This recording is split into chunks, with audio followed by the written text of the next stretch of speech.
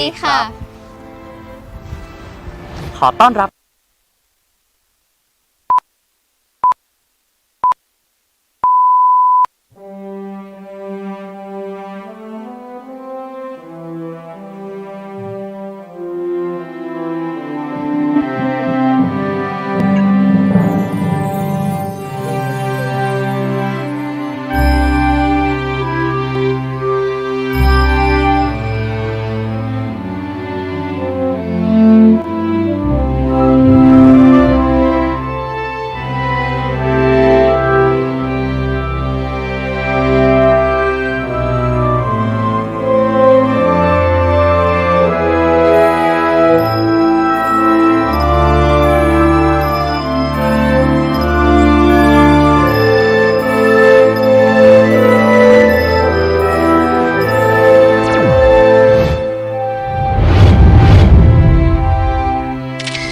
สวัสดีค่ะ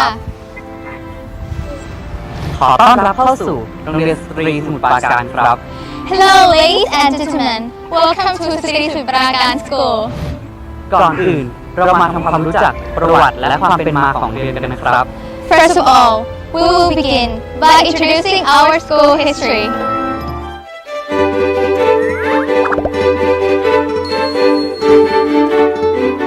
Sri Prakan School was founded in 1938 by the Ministry of Education.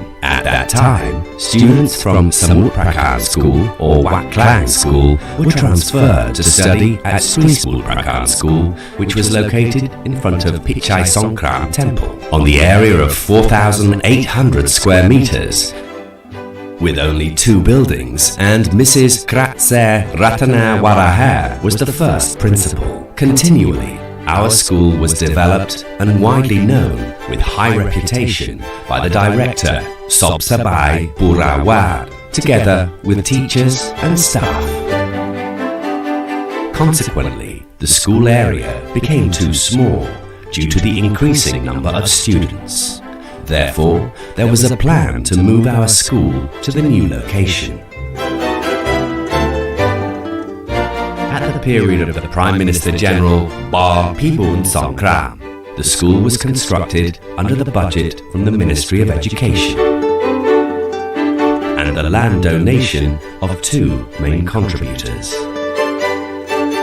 Luang Prachert Aksong Lak and Miss Si Somboon Sitichai. Sri Smut Prakan School was moved to the current location on the 8th of August 1956. Since then, at 489 Sukhumvit Road, Paknam, Moon District, Samut Prakan. On August the 8th every year, there has been a celebration marking the anniversary of Sri Smut Prakan School. With the immense dedication and hard efforts from all previous and present directors. Sri Smut Prakan has been awarded and recognized for having excellent curriculum standards to an international education level.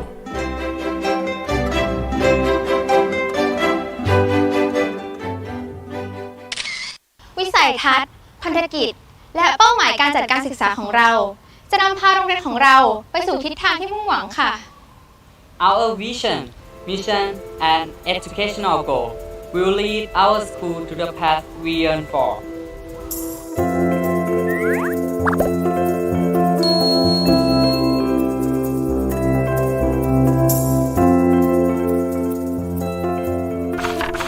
As Sri Smut Prakan School is a qualified, world-class standard school for contemporary Thai context and philosophy of the sufficiency economy,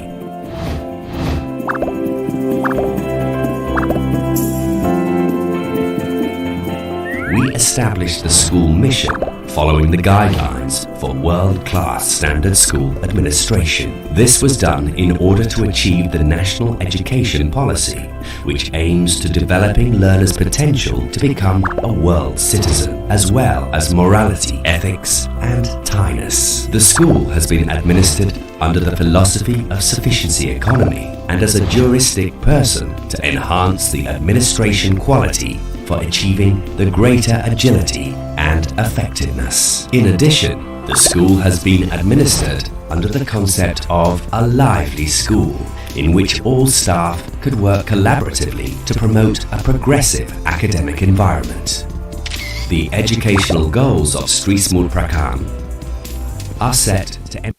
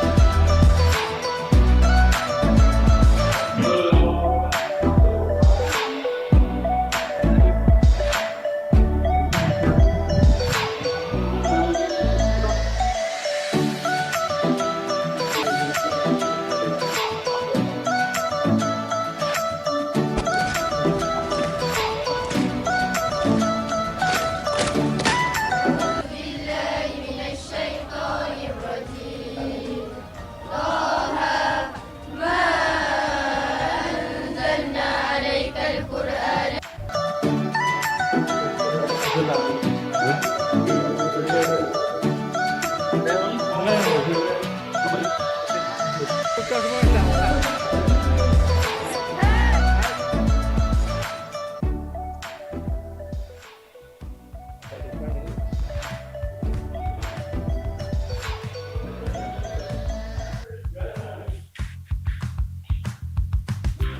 itu sekolah yang calon pemimpin. Di Mualimat kita nggak hanya belajar di bangku sekolah aja, tapi kapan aja dan apa aja yang mampu menunjang bakat dan kemampuan kita untuk menjadi pemimpin di masa yang akan datang. Nih, yuk, yuk.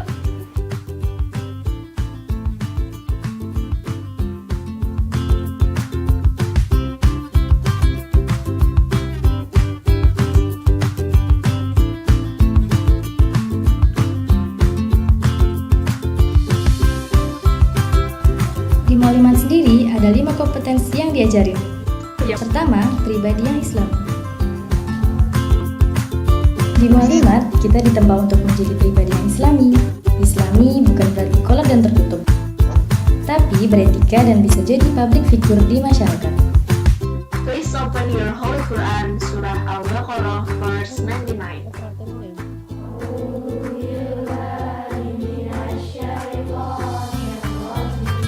Kita diajarin sopan santun dan juga ramah kepada siapapun. Juga kepedulian dan gotong royong dimanapun kita berada. Serta bertanggung jawab dan bijaksana dalam bertindak. Mualimat itu sekolahnya calon pemimpin, bukan cuma teori saja, karena di sini kita benar-benar dilatih jadi pemimpin dan terbiasa dengan kehidupan mandiri juga disiplin. It's way to start our leadership character.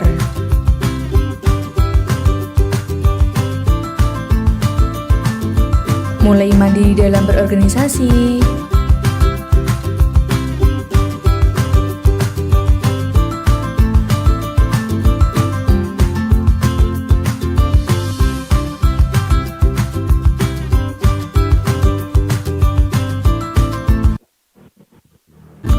bahkan mandiri dalam kehidupan sehari-hari.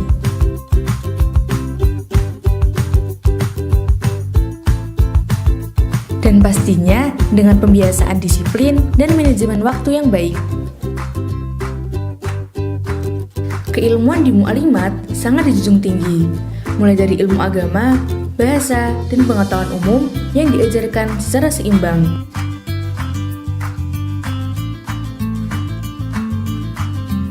Dengan pengajaran komunikasi dua arah antara murid dan guru, jadi kita bisa berperan aktif di kelas. Pendidikan di Mualimat udah ditunjang dengan fasilitas lengkap dan memadai, baik di asrama maupun di sekolah.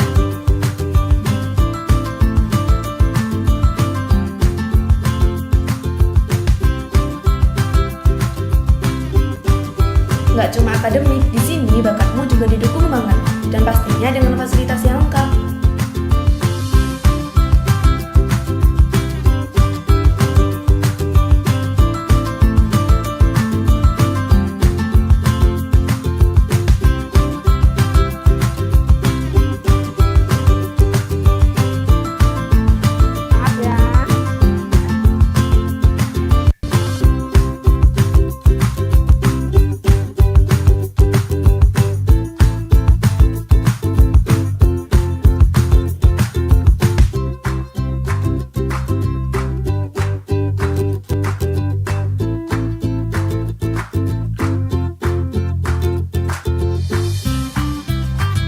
Di pesantren pun bukan berarti kita ngelupain kehidupan sosial dan lingkungan kita.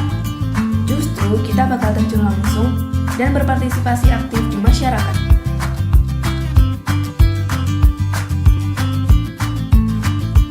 Semua itu untuk mempersiapkan kita agar mampu bersaing secara global, baik nasional maupun internasional. Dan tentunya dibalut dengan nilai-nilai Islam yang sesuai dengan gerakan Muhammadiyah.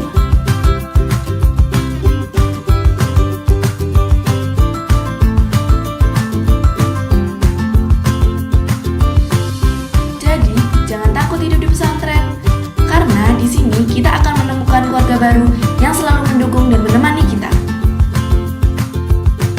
Disinilah masa depan kita dimulai.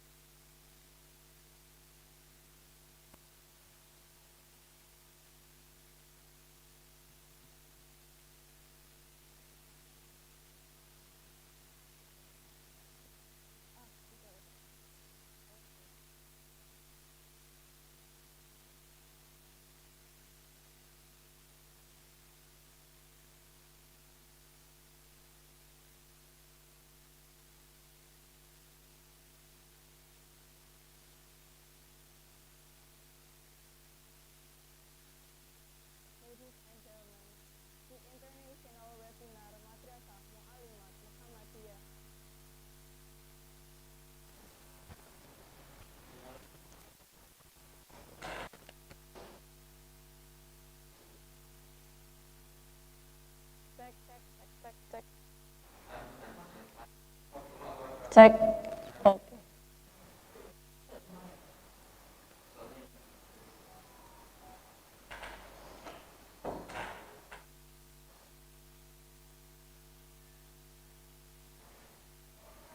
Ladies and gentlemen, the international webinar Madrasah Mu'alimat Muhammadiyah Yogyakarta is going to start.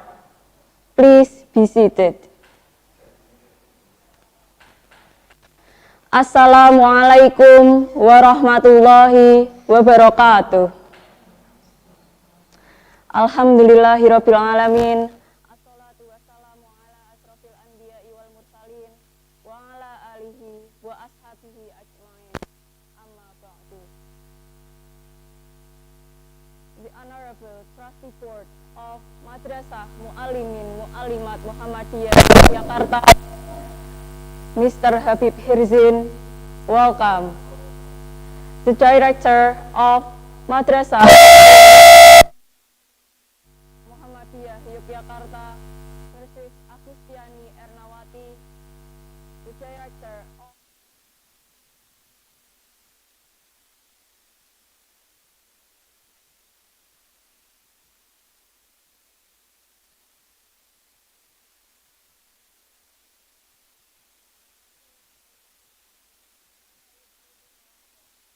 and also all of the participants.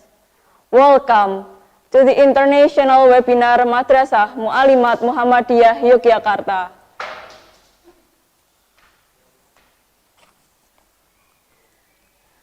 First of all, let's say thanks to Allah who has given us mercy and blessing that we can attend to this occasion. Secondly, Salawat and salam be with our Prophet Muhammad sallallahu alaihi wasallam, who has guided us from the darkness to the lightness in this world as well as in the next world. Good morning. I'm Malisa Alifatul Izhabsari. It's a great honor to be here and welcome you in this special occasion. It is our privilege to have you with us today. We hope today's webinar we have planned for you will be fruitful and engaging.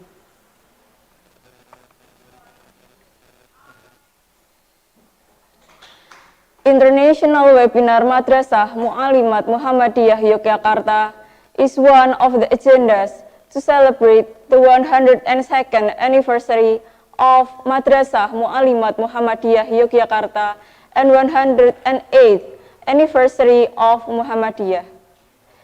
This webinar theme is Teaching and Learning Strategies in the Time of Covid-19 Pandemic, Best Practice. It will provide knowledge about educational field during pandemic, the best strategy and the best practice of teaching and learning during pandemic. As such, this webinar will feature presentation by international speakers from Thailand, Malaysia, and Indonesia.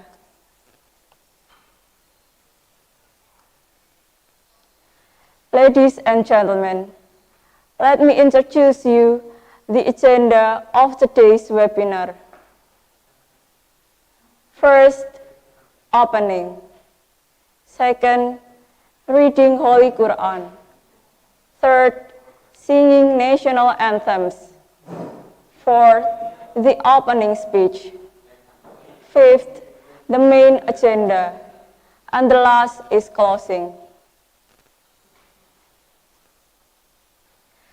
Ladies and gentlemen, we are moving to our first agenda. Let's open this webinar today by saying our prayer. Shall we?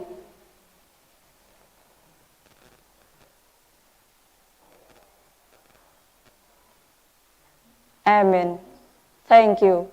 May Allah protect and bless us in today's meeting.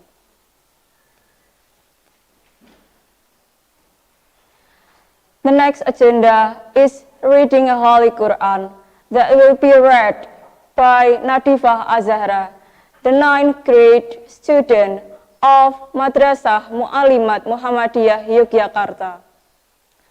To our sister Nadifah Azahra, the time is yours.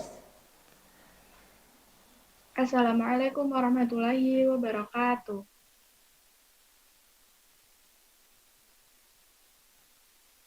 أعوذ بالله من الشيطان الرجيم.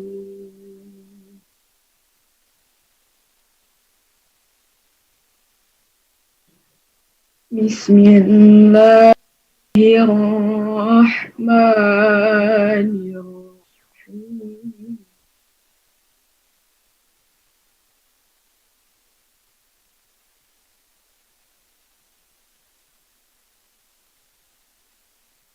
وما محمد إلا رسول قد خلت من قبله الرسل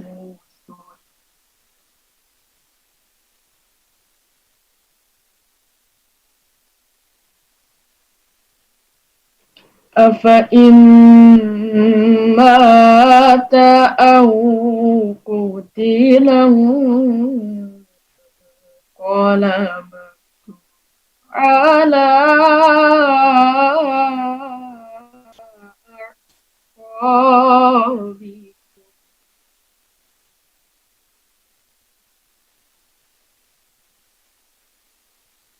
ومن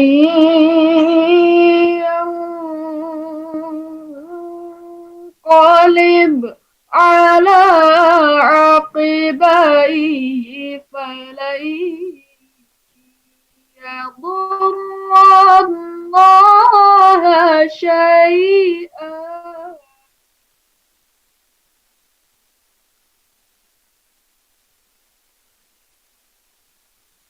وسيجزي الله الشاكرين.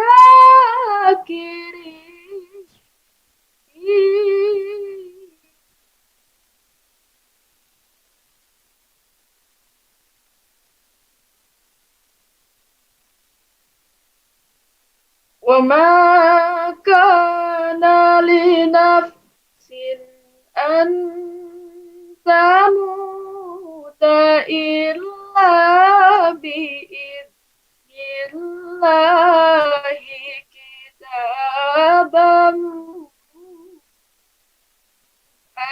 مؤجلا.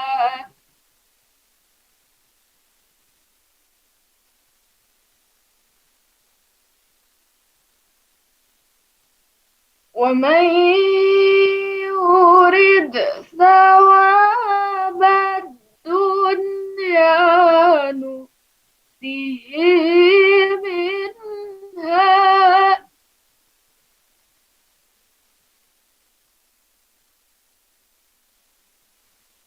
ومن يرد ثواب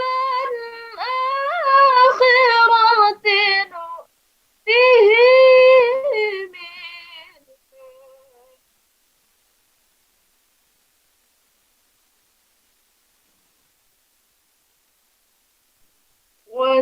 وسنجزي الشاكرين.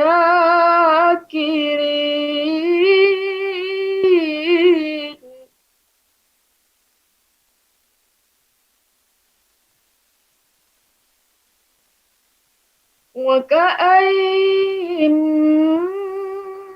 من نبي قاتل معه ربيون كثير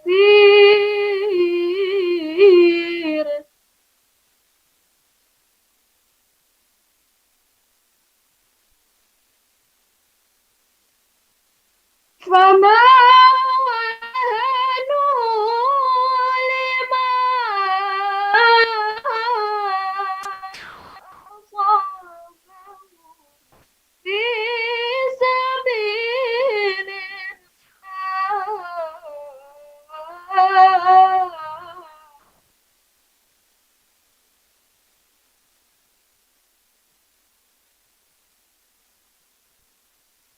fi sabilillahi wa ma ضعفوا وما استكانوا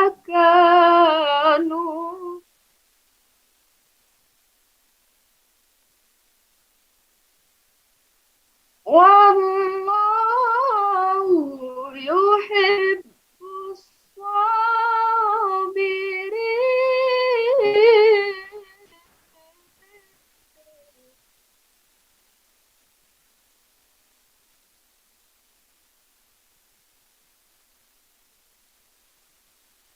وما كان قولهم إلا قالوا ربنا اغفر لنا ذنوبنا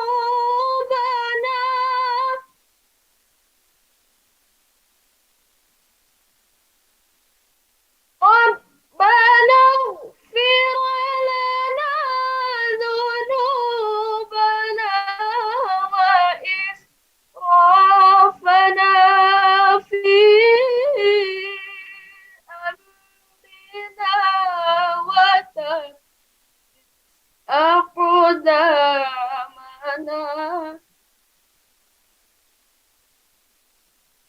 وثبت أقدامنا وانصرنا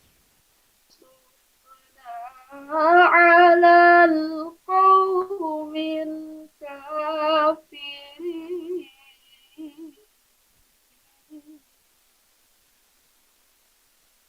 صدق الله العظيم.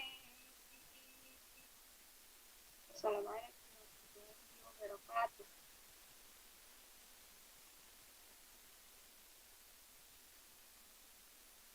To our sister Nadifah Azahra for reading the beautiful verses of Holy Quran. We are moving to the next agenda, which is singing national anthems from Indonesia, Malaysia, and Thailand. For a brief moment, I would like to invite you to rise and sing. May all we rise.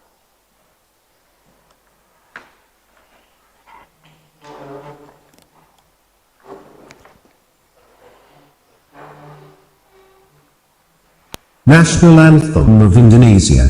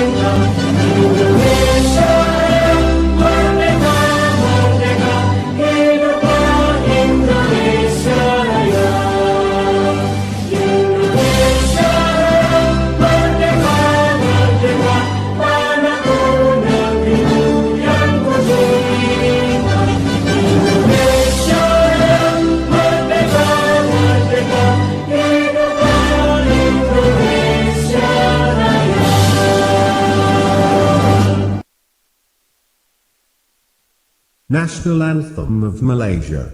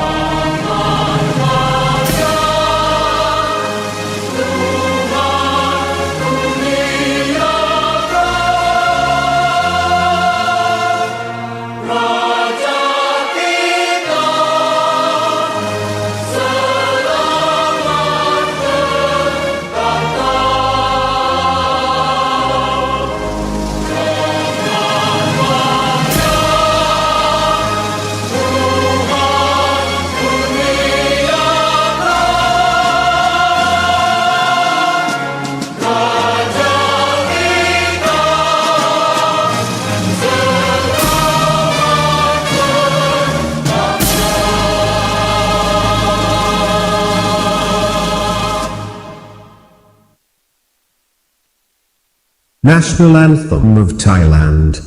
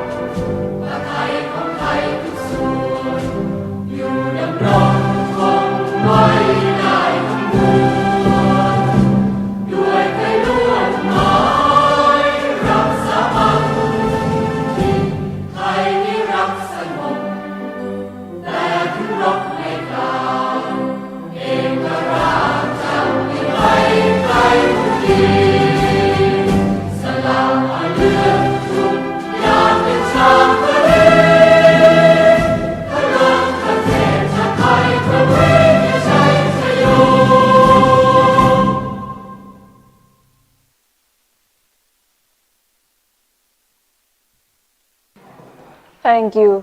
Please be seated.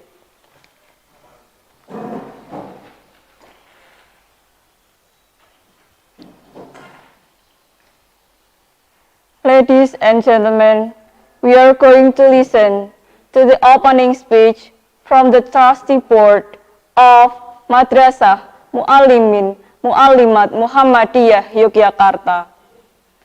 Please welcome Dr. Habib Hirzin.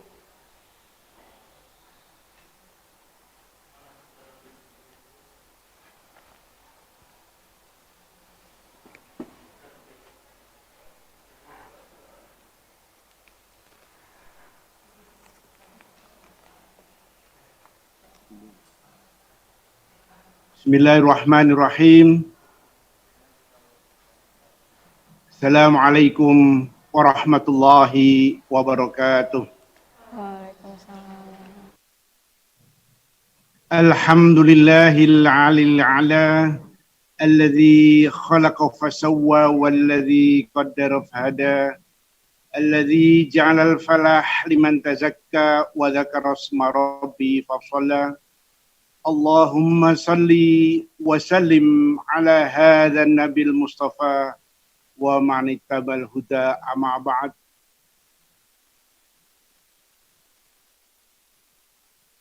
It's indeed a great pleasure to me and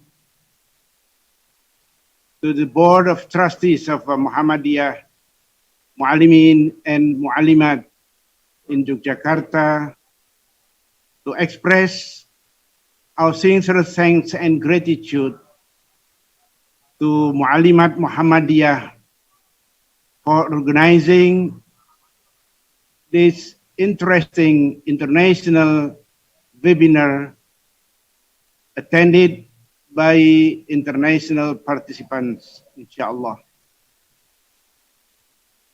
I would like to extend my warm welcome on behalf of the Board of Trustees of Madrasah Muallimin and Muallimat Muhammadiyah to our guest speakers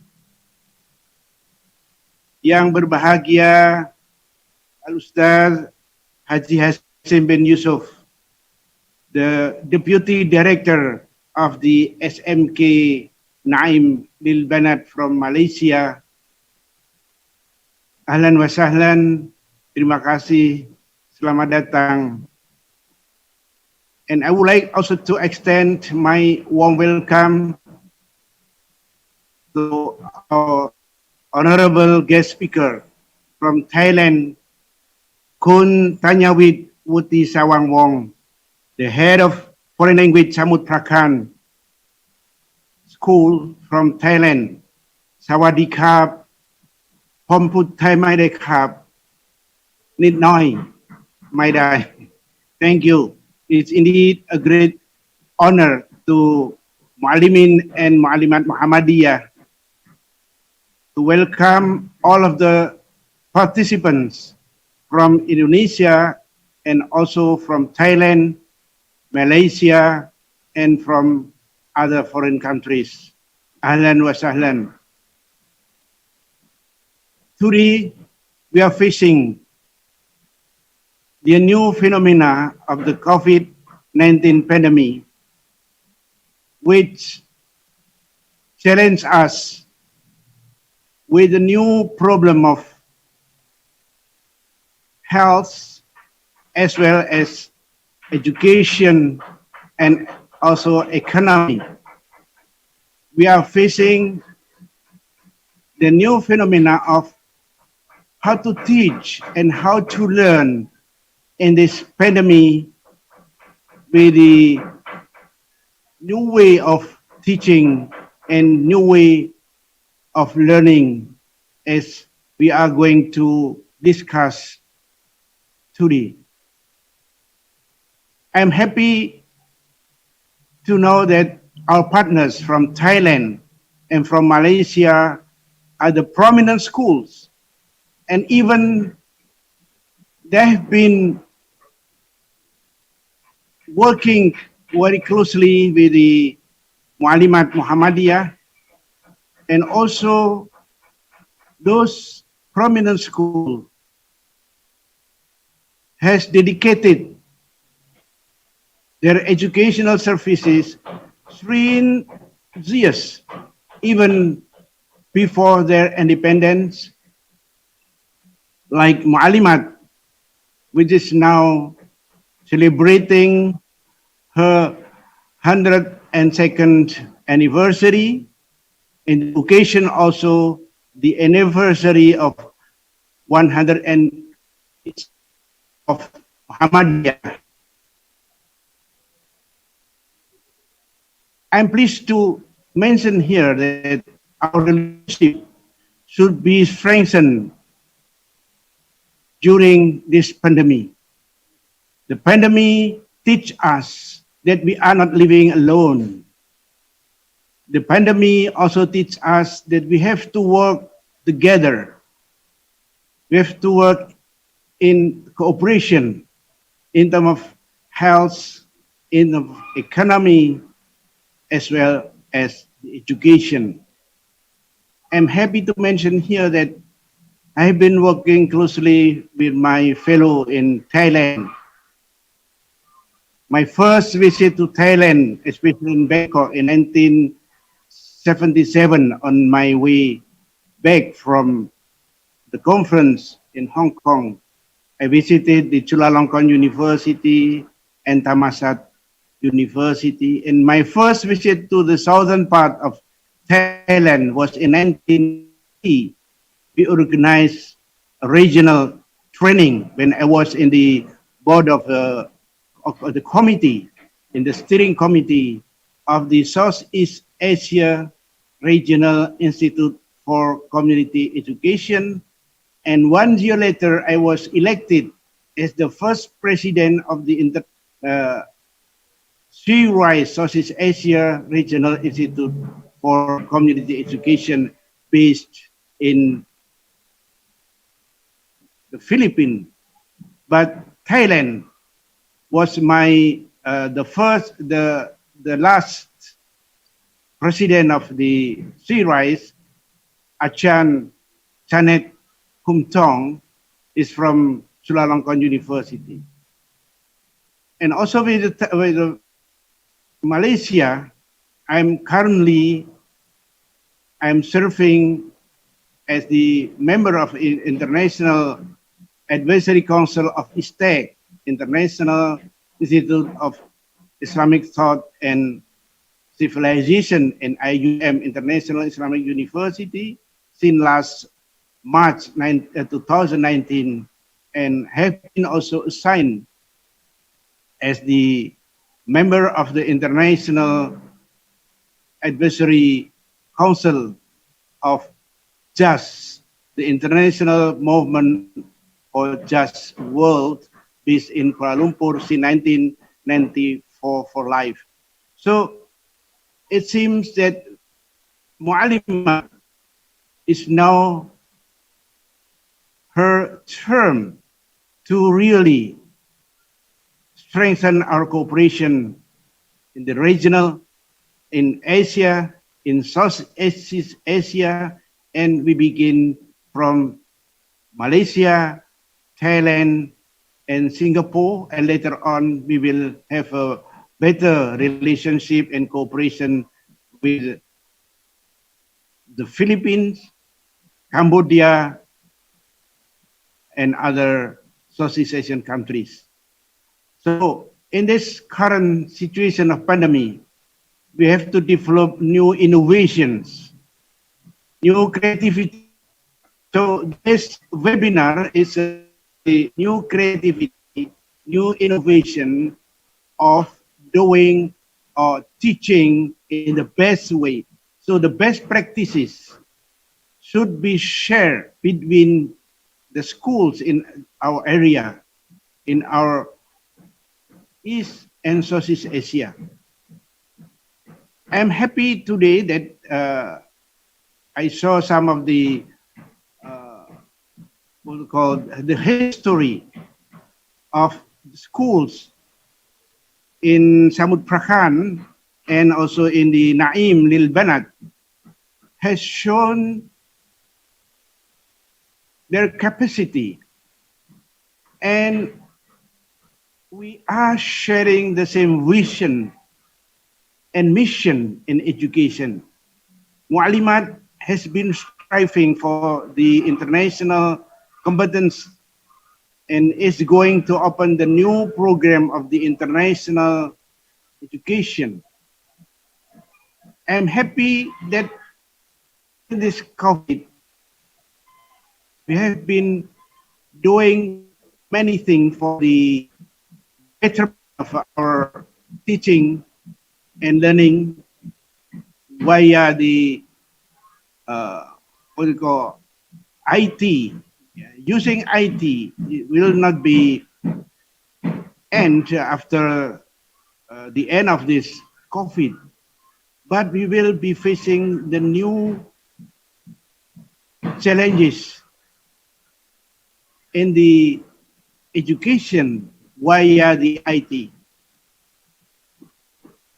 That's why Mualimat, as it has been decided from the very beginning that during the establishment of the Mualimat in 1918, Muhammadiyah, and then Mualimat later on, it has been established as the integrated school. So the integration of knowledge, atakamul al-ma'rifi, atakamul al-ilmi, and the integration of the heritage and the contemporary, atakamul bainal asalah wal mu'asirah, the integration between the heritage and the contemporary should be developed further.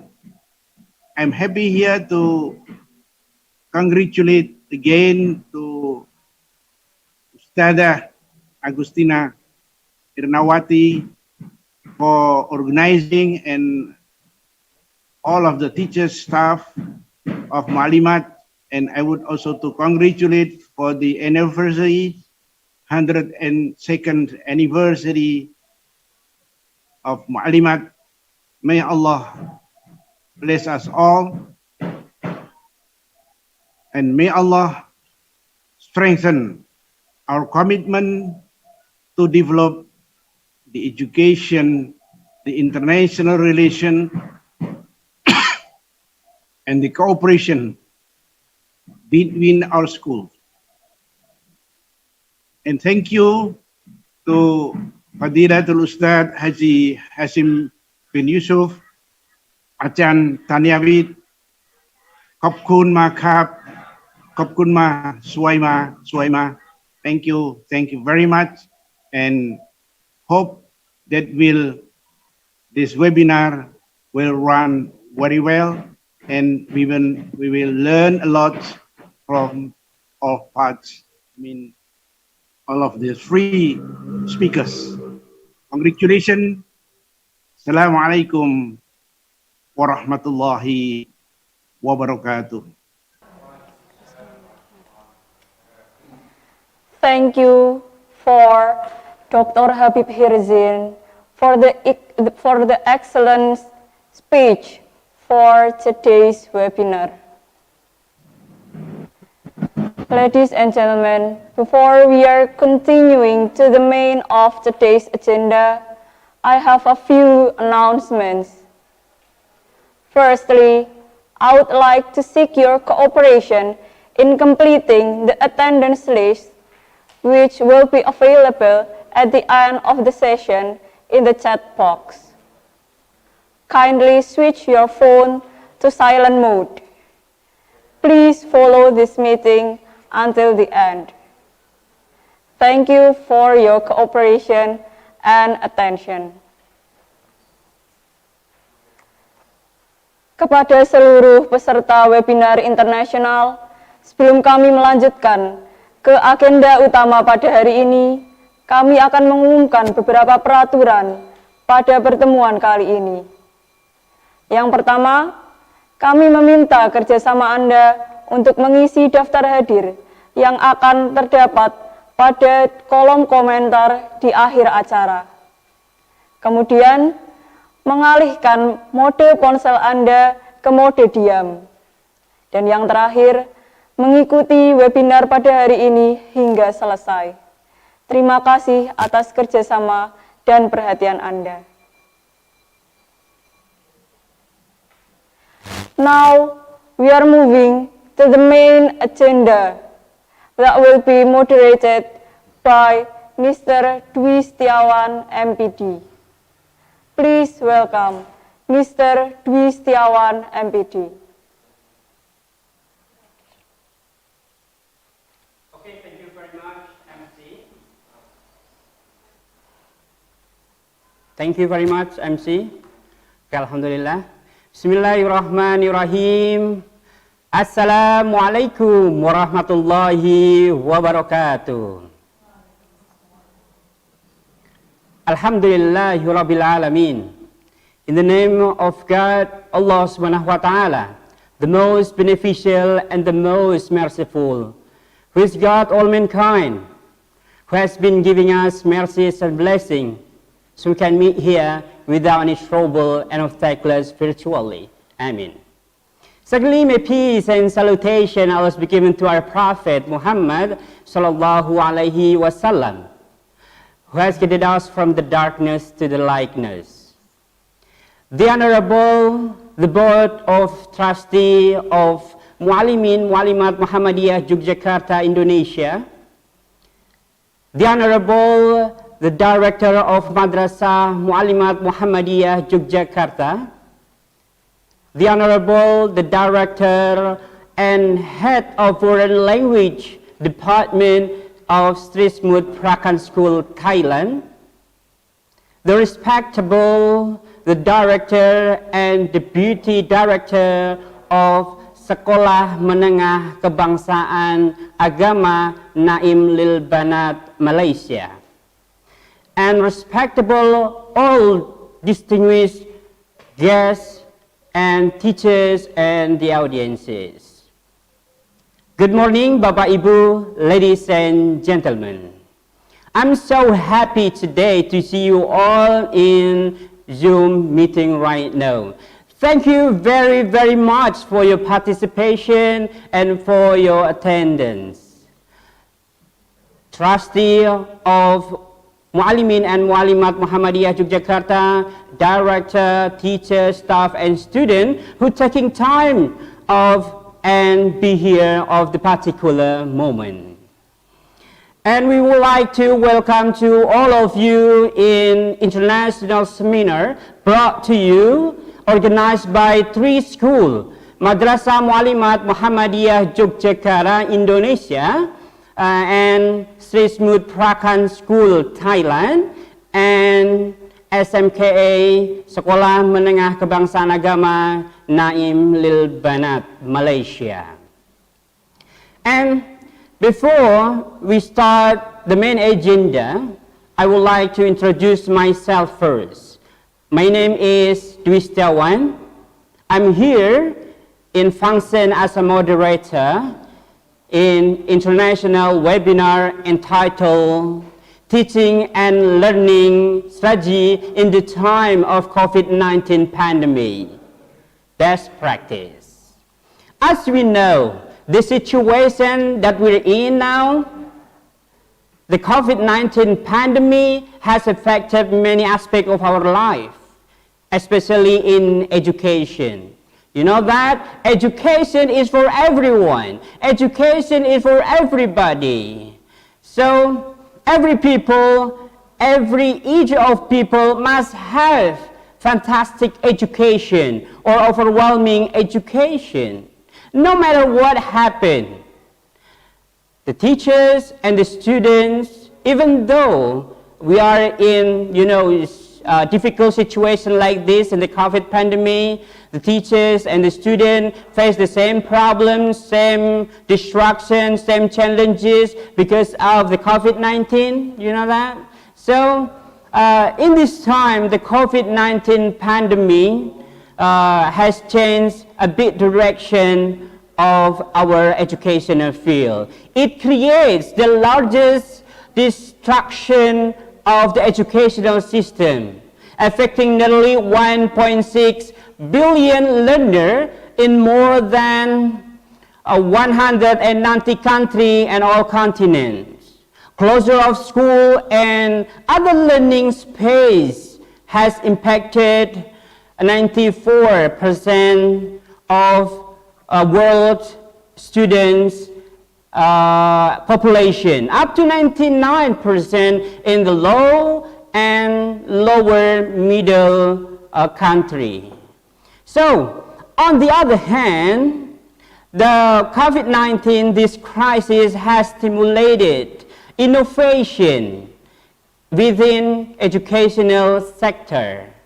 We have seen innovative approaches in support of education and training continuity. That's why this webinar is held. So I hope that we can learn something new about the innovations, about the, something like a strategy in teaching learning process in this webinar. So webinar will broaden our horizon to get more information and knowledge, so broaden comprehension of the world around us, especially in education. So, before we begin, I just want to provision the main agenda of this webinar. The first is about the speaker session.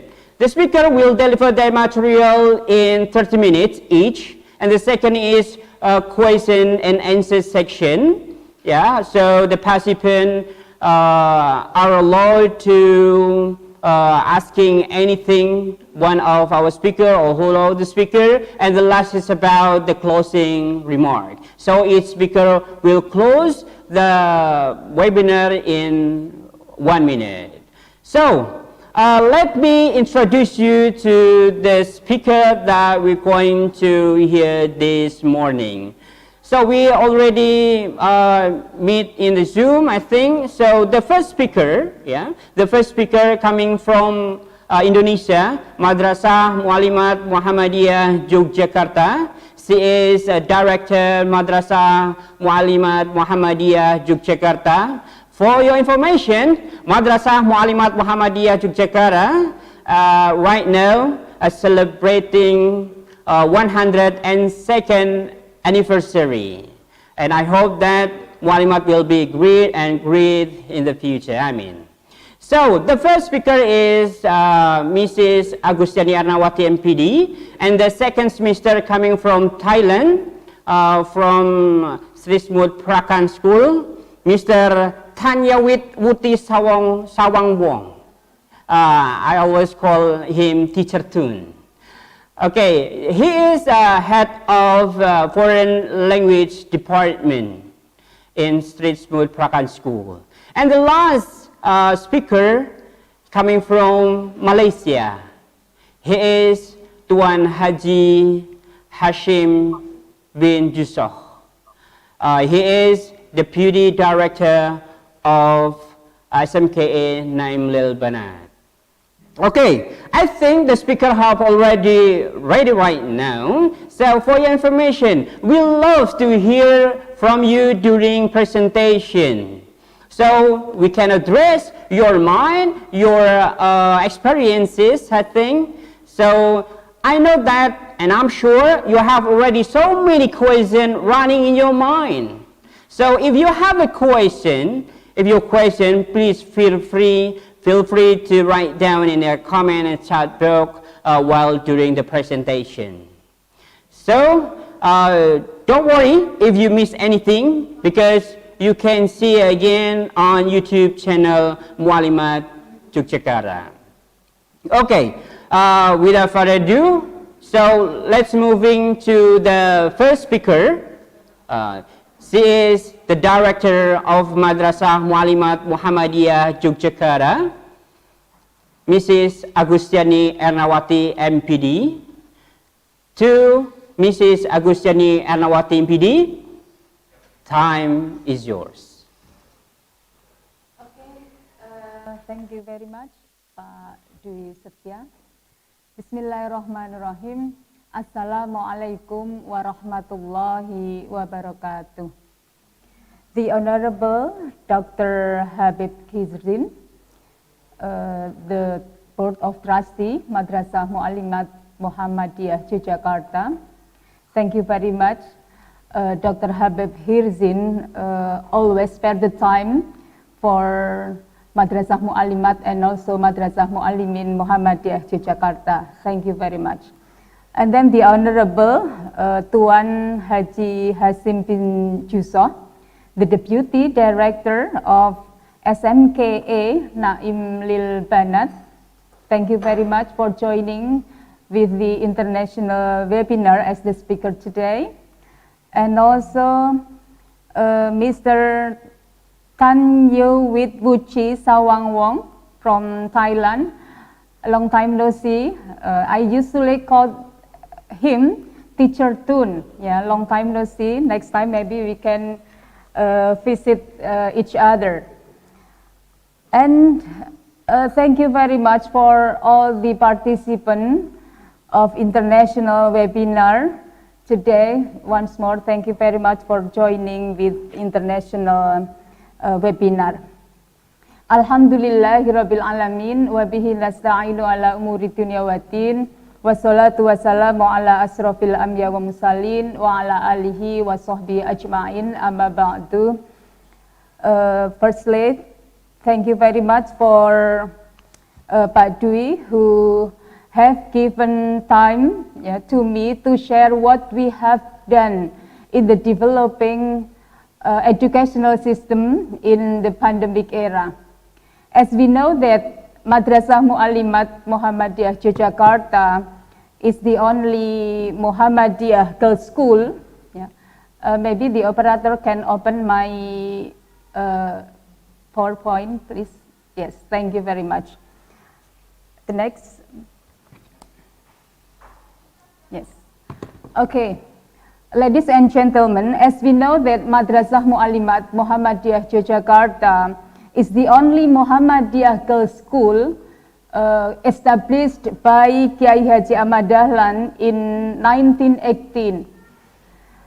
And it is directly organized by the Central Board of Madrasah, the Central Board of Muhammadiyah.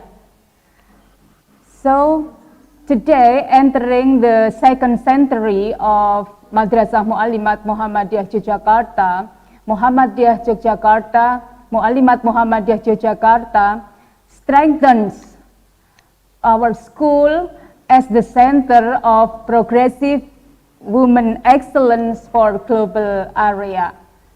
So it is a big responsibility for us that now Madrasah Mualimat Muhammadiyah Yogyakarta in the second century has the international role.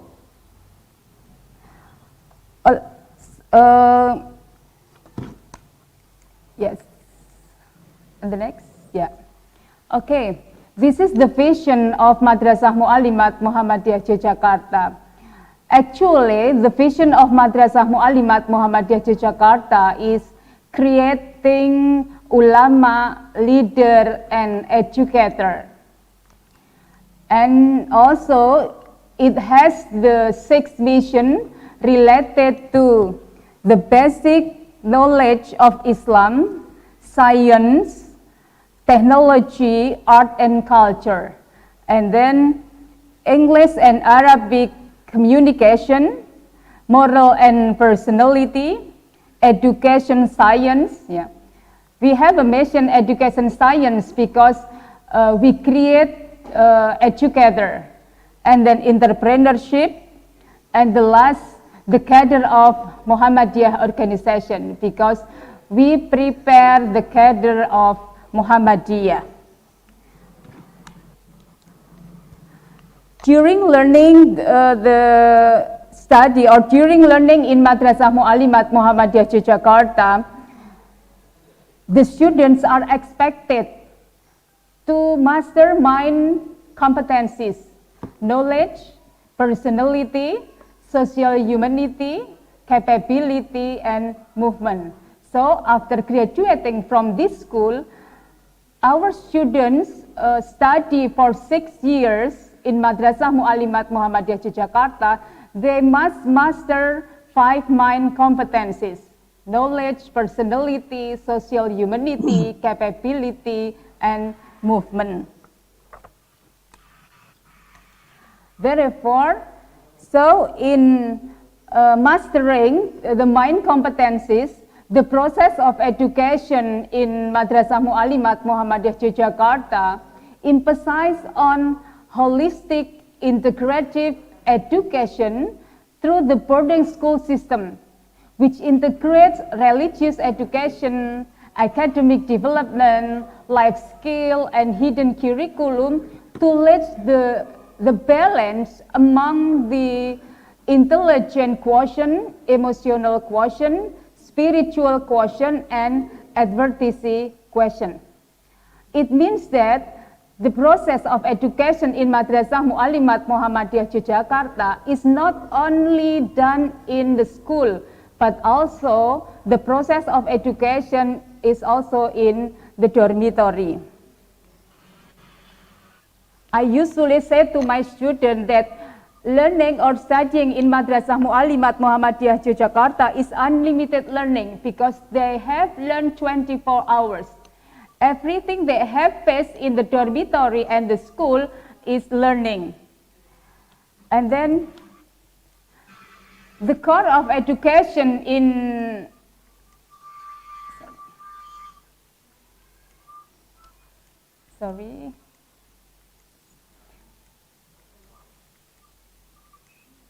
back to the first. Yes, educational process after mind competencies. Yes, this one. Okay, this is the core of educational process in Madrasah Mu'allimat Muhammadiyah Yogyakarta. Like what I said that the mind competencies that must be mastered by our students. So in Madrasah Mu'allimat Muhammadiyah Yogyakarta, our student will get some Islamic life, and then language, and then intra and extracurricular, and then leadership and cadre. So all things, the aspect that can be learned, that must be learned by our students in school and also in the dormitory.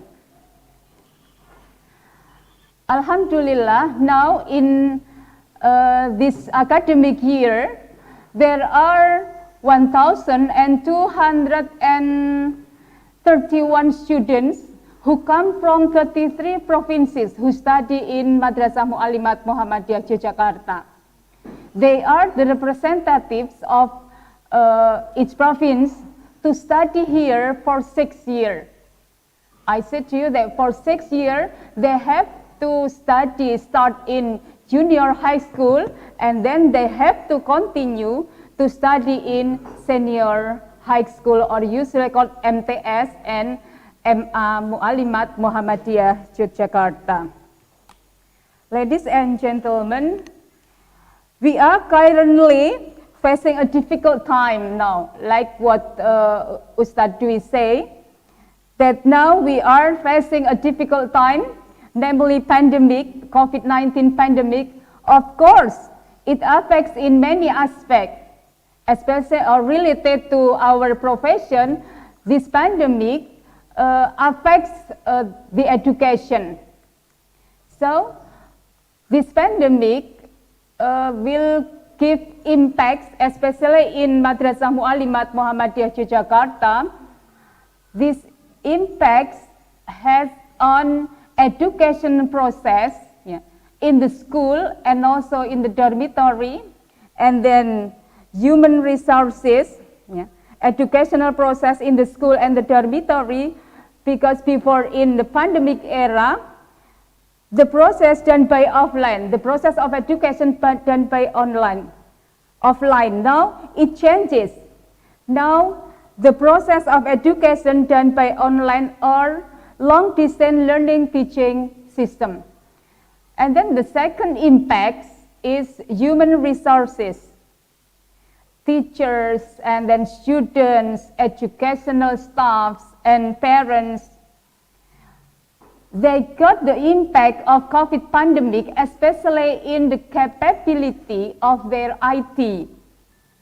So we have to prepare, or the students, teachers, educational staff must understand deeply about IT. And then the third is about infrastructure of IT. Because educational process mostly uses IT, so infrastructure of IT must be prepared. And then number four is new norm. This pandemic has changed the way we live now, every day. Ladies and gentlemen, although the pandemic gives impact for us, the point here that I would like to say, no matter how difficult it is, the education process must not stop. So like what Ustad Habib said, now we have to increase our thinking to be creative, to make innovation in many fields. So to overcome the impact of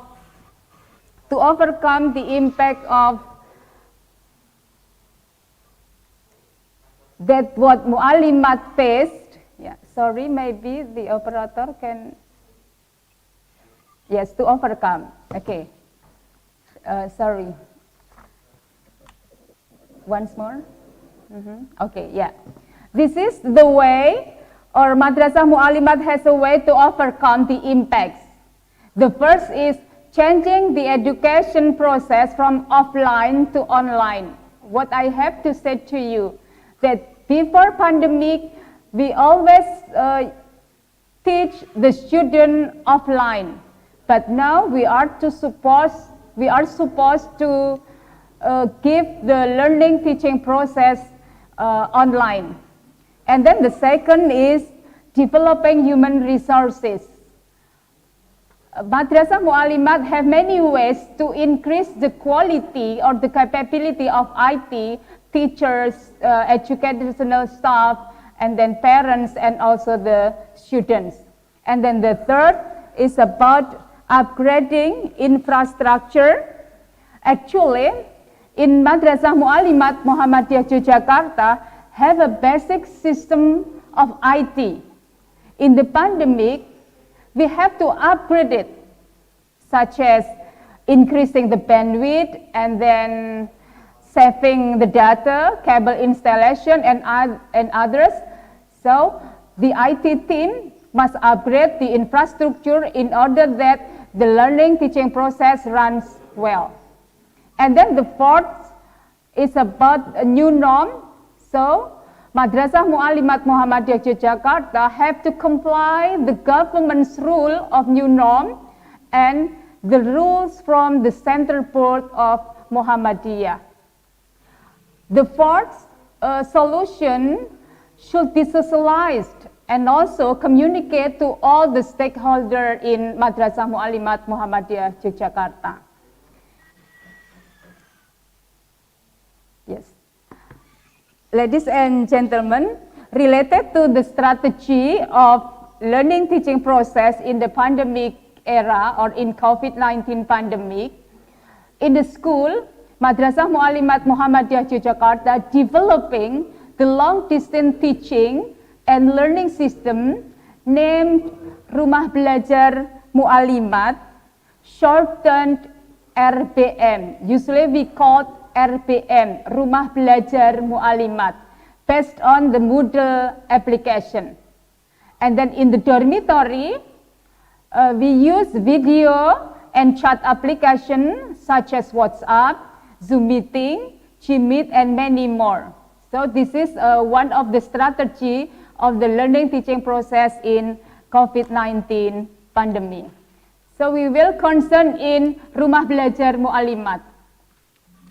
Rumah Belajar, if you open website, our website, you can see the profile of Rumah Belajar Muallimat or RBM. To join with RBM, the teacher and also the student must log in by using their ID and password. So each teacher and also student have their own password. But how the parents and also maybe other participants who will see Rumah Belajar, they can join with RPM, but not deeply. They can join by using, especially for the parents, they can join by using ID and password of their daughter. And then for the other participant, if want to see Rumah Belajar Muallimat, so there will be a guest login as a guest. They can log in as a guest. In Rumah Belajar, the teacher can share material. You can see on this my PPT, yes, there is material that are shared by the teacher. It is the example is English for grade 5. Yeah, there is the material about suggestion and then often, and when you look at there is the blue color, the material can be hide or can be hidden, yeah, because maybe it is hidden when the student do the test or mid-test, or maybe tomorrow they will got, my student will got final test, so the material can be hidden. So in this case, the teacher can share material related to the competency standard that they have. And then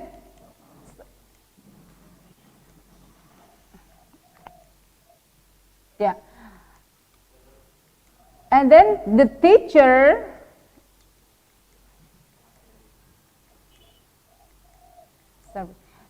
besides sharing the material,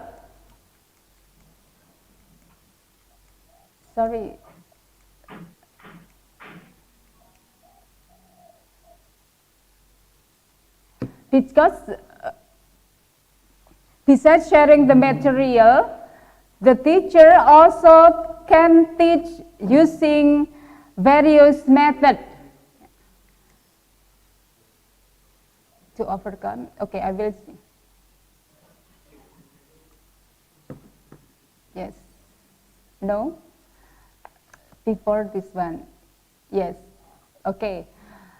In RBM, the teacher also can teaching in various methods or techniques. You can see that there are many methods or techniques that the teacher can choose to teach the material. There is discussion and then assignment or maybe chat is also can be used in RBM. Sources, in also the sources can be what link that can be used by the teacher. Next. Yeah, and then beside using various techniques. Teachers also can use various media such as video and then Gmeet, Zoom, YouTube, and PowerPoint presentation. Gmeet, YouTube, and then Zoom meeting can be linked in Rumah Belajar Madrasah Mu'alimat Muhammadiyah Yogyakarta. So when the student open the material from the teacher and then the teacher using Zoom, so the students open directly in RPM. Next. The teacher also can giving assessment in Rumah Belajar, assignment and then daily test, mid test, and final test. So this is the example, the feature of Rumah Belajar. It's about PTS, I think, or mid test, English class 5. Yeah. Then next, yeah. After doing the assignment or doing the assessment, the students get feedback from the teacher. So it means here the teacher can give comment what the students have done. After that, yes, next. That this is the result. Yeah. In RPM, after the students doing the test, mid-test, or maybe tomorrow will be get final test, so the students can know the result of their test directly. This is the example or the result, and also the analysis of assessment. The result and also the analysis assessment is very important for us to plan what we will teach next in the next meeting. Ladies and gentlemen, next. This is the analysis that we will get from RPM. Next. Next. Yes. Ladies and gentlemen, besides learning teaching process that we can use in RPM, it doesn't mean that supervising and also monitoring cannot be done. The director and also the vice director as the manager supervise and monitor the learning teaching process done by the teacher. We can see the whole activities of the students based on the result of supervising and also monitoring. So we can plan what will we do to improve the quality of our teachers and also our students. Next. Ladies and gentlemen, this is the advantages of Rumah Belajar Mu'alimat Muhammadiyah Yogyakarta. It is easy to evaluate and monitor the learning teaching process, and then easy to be accessed, and then it is reliable. It has complete menu, like what I have presented to you. And then the material can be soft, file, and then video, voice, and PowerPoint presentation. And next, it can be linked in the Zoom or YouTube URL on others, like the sources that we can find from Rumah Belajar. Next. Disadvantage. All systems must be advantage and disadvantage, and it is the disadvantage of Rumah Belajar Madrasah Mu'alimat. It needs the stable network when the student firstly signing in. After they can sign in, so it will be okay to continue the learning teaching process. But for the first time, yeah, it needs the stable network. And then the second, when the electricity and server at Mu'alimat down, so rumah belajar Mu'alimat will be off. And then the third, in evaluation, essay form will be checked manually. And then the fourth, file uploaded maximum 500 kilobytes for pictures and 32 megabytes for other format. Next. Ladies and gentlemen, this is about the problems faced in online learning teaching process using RBM students. There are some problems that faced by our students is based on the question that the vice director get from our students. The first, the difference of time zone. As we know that our students are from other part of provinces in Indonesia, so they have different time. For example, now in Java at 10 o'clock, maybe in Papua, maybe at 12 o'clock. It's the difference of time. And then the second, there is a little amount of students who have difficulties on connectivity. And then not more than 10% the students have unstable spirit of learning. And then it's about 5 to 20% students having obstacles in learning math, physics, chemistry, and accounting because of unequal understanding of those subjects. And then it's about 5% the students have limited accessing facilities such as computer, laptops, or smartphone to join the learning process. Maybe the laptop or smartphone brought by their parents to the office, so they cannot join with the learning teaching process at that time. And then the problems faced by the teacher is about unequal skill and knowledge of IT. There are teachers who have skillful in IT maybe, but some of them maybe have unskillful in IT. And then unfamiliar with Rumah Belajar Mu'alimat yet, because this is the new one. So maybe some of the teacher unfamiliar about that. And then the problem faced by parents, there is a little amount of parents who have difficulties to spare time for guiding their daughter studying online. Maybe they are working and then her daughter must stay in the house to study.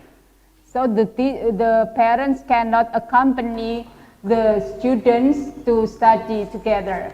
And then unequal skill and knowledge of IT and unfamiliar with RBM or Rumah Belajar yet. Based on the problems, Mu'alimat also give the solution or try to find the solution. Next. Sorry, Miss Serena, it's about 1 minute more. Okay. Maybe you have to conclude. Thank you very much. Okay. I will explain shortly. To overcome the problem faced by the students is the first about difference of the time zone. The solution is unlimited learning teaching access. So RBM can be accessed 24 hours. And then there is a little amount of students who have difficulties on connectivity. We have the solution that the government give internet subsidized for all students, and also Mu'alimat gives internet subsidized for all students monthly, and also unlimited learning teaching access or 24 hours access. Not more than 10 students have unstable spirit of learning. The solution is online counseling from homeroom teacher, counseling guidance teacher, Mushrifah, Pamong, and then giving motivation from psychologists and psychiatrists and doctor. Next. It's about students having obstacles in some subjects. So the solution is private discussion about the material with the subject teacher. So the subject teacher giving private discussion, and then online counseling from homeroom teacher and counseling guidance teacher, and home visit for those who live in local area or especially they live in Yogyakarta. It's about the student have limited access facility, so we have to communicate with parents and then unlimited access. If the teacher teach using Zoom meeting and then the students are unavailable to join at that time, the teacher will upload the recording of the meeting to YouTube, so the student can see the recording from YouTube. Next. And to overcome the problem faced by the teacher, there are some solutions that we have given, providing procedure of long distance teaching and learning system, and then holding workshop and training, peer assistance. The teacher can teach each other, can help each other, and then continuous improvement, especially for RPM news. And IT Center of Mu'alimat conduct consulting and guiding forum and making handbook and tutorial videos. Next. And to overcome the problems faced by parents, so there is a little parents who have difficulties to spare time for guiding their daughters. The teacher, homeroom teacher, guidance and counseling teacher, Pamong Musrifah, communicate intensively with parents and about unequal skill and knowledge of IT and unfamiliar with RPM. The parents, Mu'alimat providing procedure along distance teaching and learning system. And then IT Center of Mu'alimat conduct consulting and guiding forum.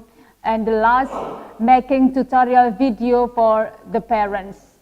Ladies and gentlemen, once more, thank you very much. Next, the last that can I say, we all believe that every bad things come in our life will be overcome if we fight for it.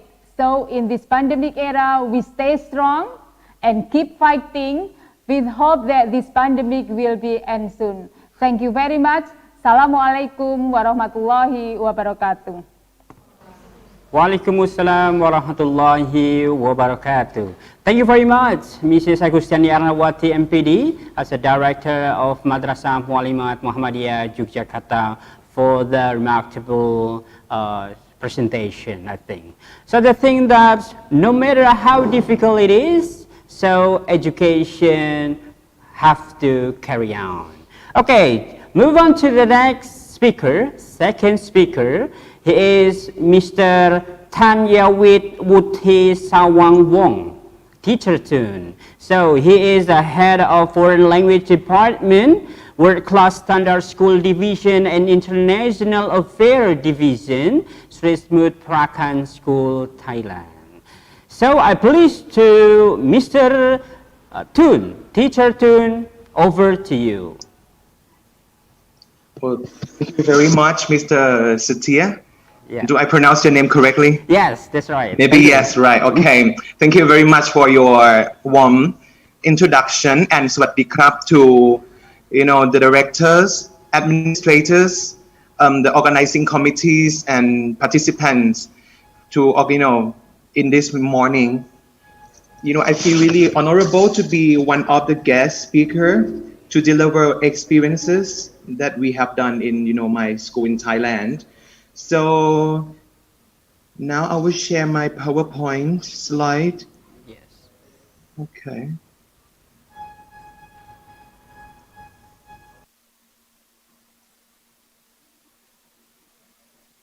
Okay. Can you see my slide? Yes. Okay, so and good morning again, the participants who interested in the talk today entitled Teaching and Learning Strategies in the Time of COVID-19 Pandemic. And thank you the organizing committees to organize this, valuable events, for teachers across three countries to share experiences. Here again, my name is Thanyawit Wutiswangwong, or you can call me Teacher Tun for short. I'm now the head of Foreign Languages Department and the head of World Class Standard School Division, Sri Samut Prakan School, Samut Prakan Province, Thailand. So what I'm going to share with you today is from the perspectives of teacher myself, and also one of the academic affairs board committees who adopted and adapted the policy guidance of teaching and learning management launched by Ministry of Education to suit my school context. Well, I will divide my talk into three main parts to help you understand more about my school. I will begin my session with background of Sri Samut Prakan School. Next, I'm gonna move on to the education in Thailand during the COVID-19 pandemic. What is the guideline or guidance from Ministry of Education that we school in all among Thailand will adopt this guideline as a basis to manage our teaching and learning environment. And the last one, I'm going to talk about my strategies, my school strategies used in learning and teaching management. I will share the lesson from my school. Okay. About the school, Sri Samut Prakan School is a supersized secondary school aiming to develop students' academic excellences under the world-class standard school management. So the word Satri, as I already highlighted in green color, Satri means girls. So in the past, our school are for only girls school. So they're like no boys, but right now has time changed. So then like we have more boys who study in the school, but we can still stay the name like Satri in the name of the school. For the school administration, we can divide it into four main sections in the school. Let's say like the administrative sections in the school. We have academic affairs division, student affairs division, budgeting and personnel division, and the last one is general affairs division. Talking about the numbers of students and teachers in the school, nowadays we have around 2,750 students in the school and around 185 teachers in the school. The learning program in our school, we divided based on the level of the kids. We have lower secondary level, which is grade 7 to 9. As you notice from this presentation, you can see orange color and green color. I use orange to represent the, let's say, the gifted education programs. So then like from class 1 to 3, they are like the gifted educational program in science and mathematics, except class 4, this is the English program. For class 5 to class 10 this year, because next year we're gonna open two more classes, which are class 11 and 12. They are like normal program. For upper secondary level, as I mentioned earlier, that our school tried to focus on the academic excellences of the kids. So we try to open the learning programs to serve the students' preferences. So in class 1 and class 3, still like they are gifted education program emphasizing on science and mathematics. Class 2, they are like mini English program students. We just redesign the curriculum. Actually, mini English program in the past we focus on science and mathematics, but right now we change to the language arts according to the students' needs analysis and all the stakeholders. From class 4 to 8, this is the normal science and mathematics program.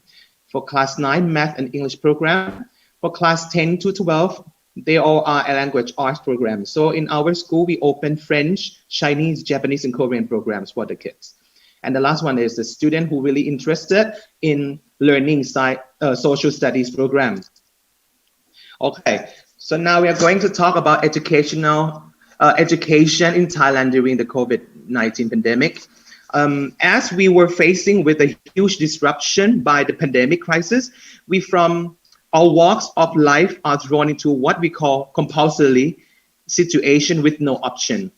Actually, we call this period where we are now a disruptive era already.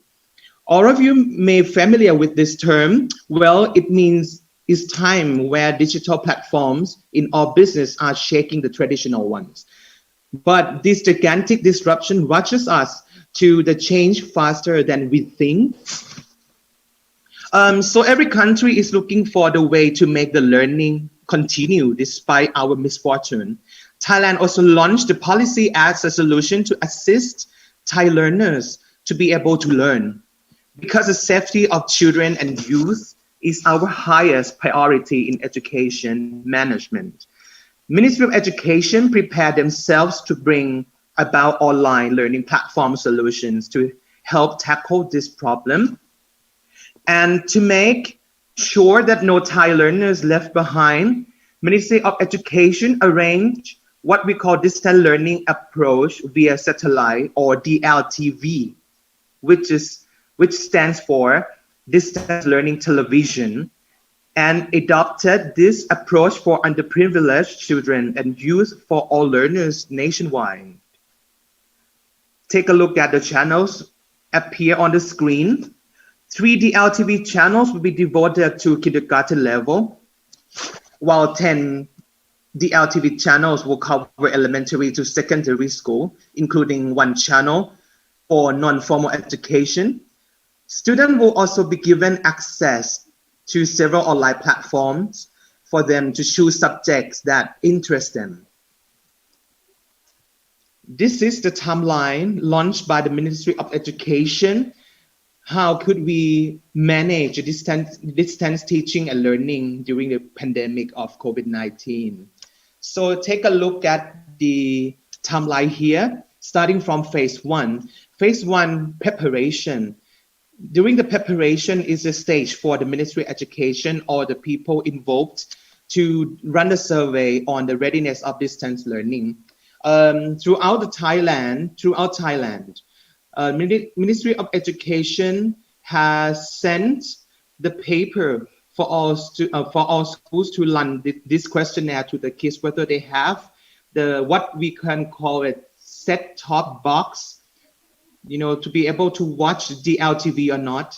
After we have gained the information or the raw data already about how many students or how many housing have got the set-top box, so then it's now moved to the stage of approval of the recorded courses application.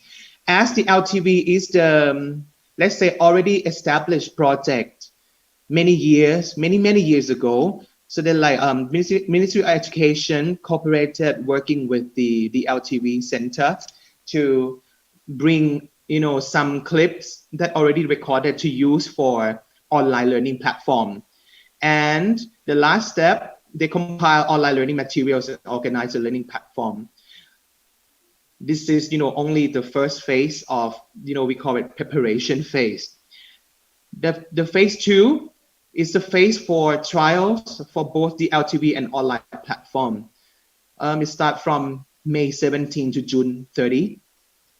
So what we do, Ministry of Education asks all the teachers in Thailand to attend the workshop, the online workshop by Ministry of Education to tell the agenda and guidelines for teaching and learning management throughout, during the time of COVID pandemic. And then it's the phase, or it's just only the short time for us as a teacher to try, using the LTV and online platform with the kids. In phase 3, what we'll do in Thailand is start from the 1st of July until April 30, 2021. So this is a distance learning phase. So this is the real phase of applying online learning and the LTV after we have trials already in June. From what I have said in phase 3, which like our semester gonna start from July 1st to November 30, and the second semester will be open on the 1st of December to the 15th of April. The Ministry of Education divided the situation into 2 cases. In case that the situation is still unsafe, what should we do in Thailand? So then K1 and grade 9 still watch DLTV as a tool for learning. For grade 10 to 12, the learning via master teachers recorded clips and online tools created by school teachers. In the situation 2, or the second case, in case that the situation is safe enough to reopen the school, in case the school can reopen, so then we need to have let's say the social distancing policy measures, and we need to adopt the temperature check, while student coming to the class. So this is the measures that we follow the Ministry of Education, that in case that we open, we can, we can turn back to the normal situation. Turn back to this, normal situation, all teachers can teach the on-site class as usual. For phase 4, we talk about test and university admission, as the time frame for this year has changed a lot. So they're like the time for learning and the time for the test and admission would be changed also.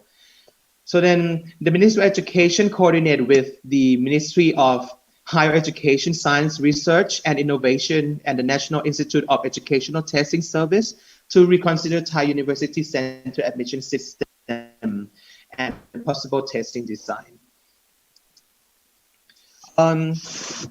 So the new pedagogical approaches and parental role, as claimed by the Minister of Education, that we're going to adopt the LTV and online platforms for the education management during the pandemic. The primary students study from TV and do the tasks, homework, whereas the secondary level students go with both platforms with digital TV and online learning. Here, parents. What is the role of parents? Parents are also asked to assist students learning, or sometimes we call it home-based learning or on-air learning. So they're like, students have much time staying at home, study from home.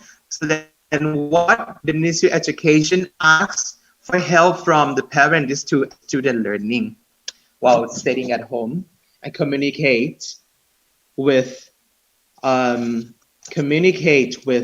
the school.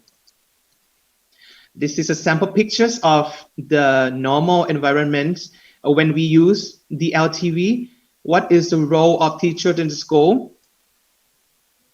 This is like in case that we can turn back to the normal situation.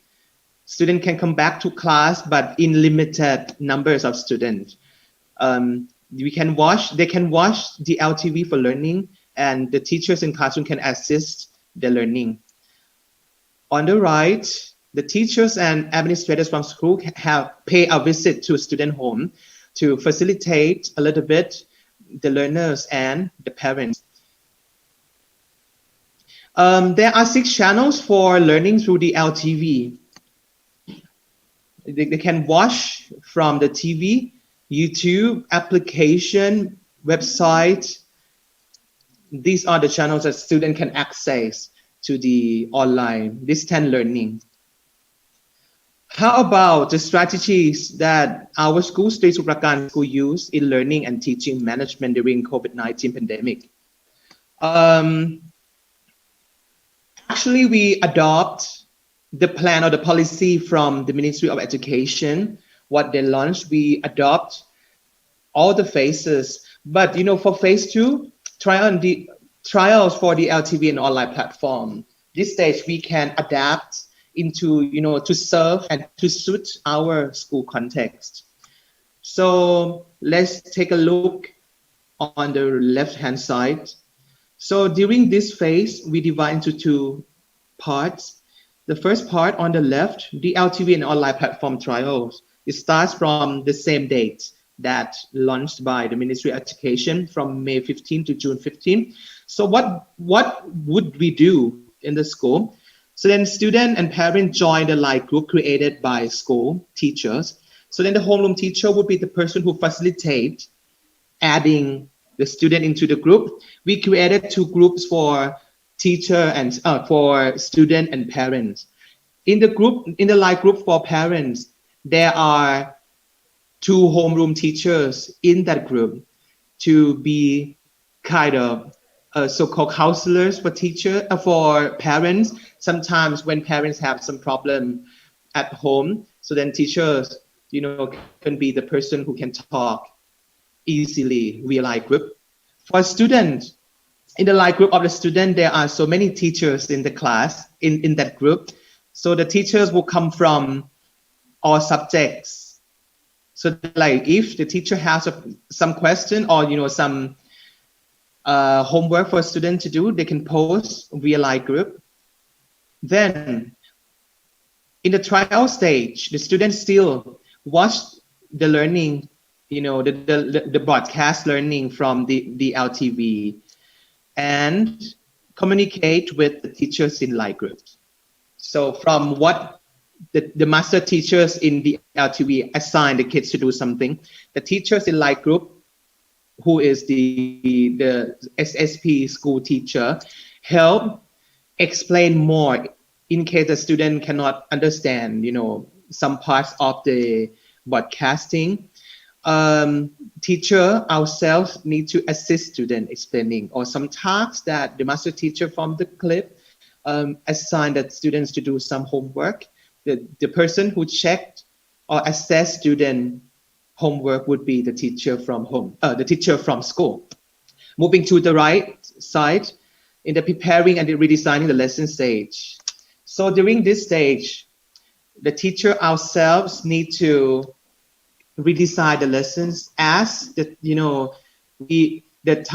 schedule for teaching during the pandemic has changed a lot. So then we need to redesign the lessons for all courses that we are responsible for. So we start by creating the classroom, Google Classroom for all classes. This is the policy from school director. And then ask students to join the classroom. So then the school created the email for all students in the school. And then, we can ask students we invite students to join the group, the classroom. And then the school teacher managed the class by, posting some video clip from YouTube or teacher generated video clip. So then students are allowed to generate or record the video of teaching and post in the Google Classroom for students to learn. That would be one way of direct methods of all distance learning. And while learning together in the Google Classroom, what the teacher needs to do, they're required to monitor students' learning by checking the homework or the posts or comments or feedback box from the Google Classroom. And also teachers need to design the authentic assessment for the kids to evaluate their learning while participating in Google Classroom or online learning. Moreover, the school would like the teachers in the school to attend some workshops to help the teachers, with the ICT skills or even the paradigm of teaching in the new normal. Me, as the example of the teacher in the school who attended the learning redesigned in the new normal online workshop organized by the professor team from Chulalongkorn University. So in this group, they aim for all teachers from all subject matters to join and discuss and help plan and redesign the lessons for the new normal situation. So then the teacher participated in this workshop will prepare the materials, even the course, and discuss, through the Zoom meeting or sometimes for the Google Meet. And also school set up, organize the workshop for teachers online to advance the teachers' ICT skill, and in order to prepare the teachers for the coming semester that you need to ask students to learn online. So then the computer teacher set up the classroom for teachers to join and post video clips generated by teachers and some downloaded from YouTube to help teachers organize or plan their own Google Classroom. So then that would be very interesting and important stage without knowing or understanding how to create the Google Classroom. So then teacher cannot, work on their own online teaching and learning for sure. And moreover, what we learned that time, we also learned how to use G Suite for education. So then we learn how to use all functions or application underlying what we call G Suite for education, how to use Google Form for teaching or even doing survey or assessment, and some kind of application underlying G Suite for education. And also school, see the importance of how to manage the media production room for teachers. So that this is a well-equipped room to assist teacher when they want to create their own media for their own teaching. Okay, let's talk about how can we manage the class schedule. So take a look at the dark green. I can call it dark green session in the schedule. That's for on-site classes, and the light blue is online class. So we divided the class into two groups, namely Group A and Group B. So as we need to limit the number of students to attend the on-site class.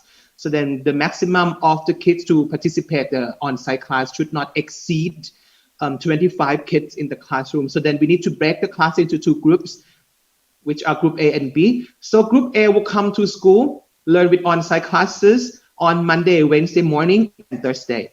For Group B, they will come to school and learn on-site classes on Tuesday, Wednesday afternoon, and Friday. And the length of the learning period change. If we are in the normal situation, one learning period takes 50 minutes. Since we have, changed the time, so then one period during the pandemic, COVID-19, so then we changed 40 minutes. The adjusted learning schedule, the on-site classes decreased, but the online ones increased.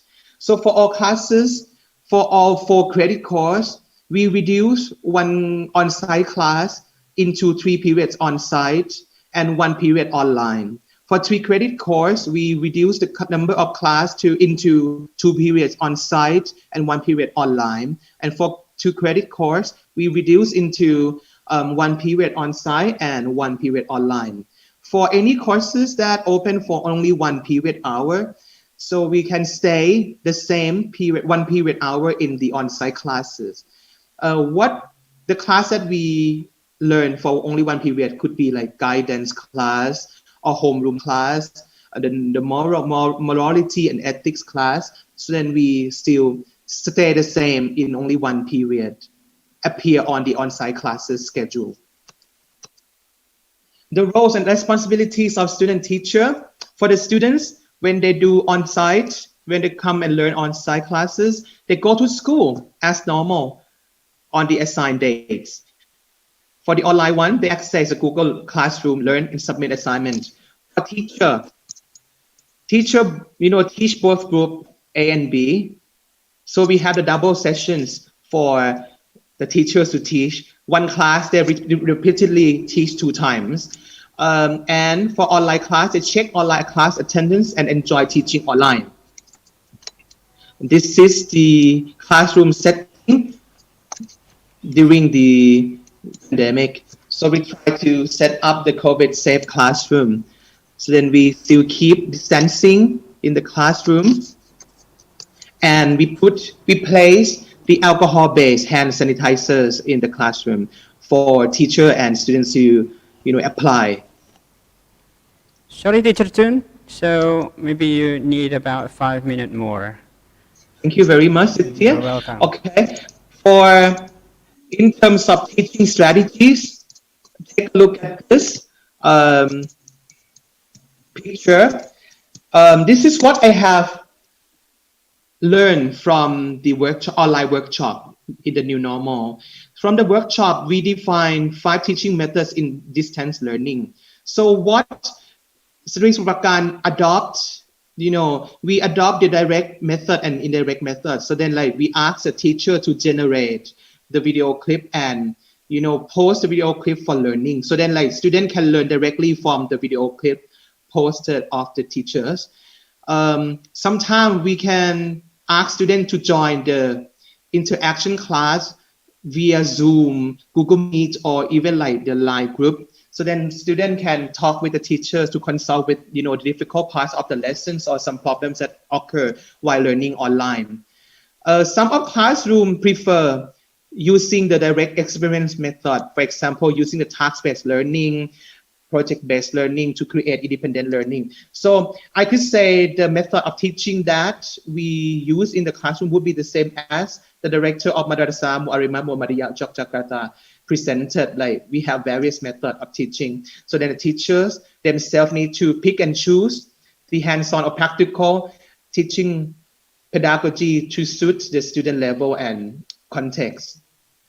So as mentioned, I use the Google Classroom. So then the pedagogical method or pedagogical approach that we use in my school would be the flipped classroom. So in flipped classroom, the student will learn from the posted clips, and then they did some assignment online, and then they come to class and start discussing the parts that they don't understand and discuss with the teacher for more learning and more practice in the class time, which is different from the traditional classroom teaching. And as the language teacher, I try to support the teachers in the department to use the flipped classroom, especially for the flipped classroom instructional procedures.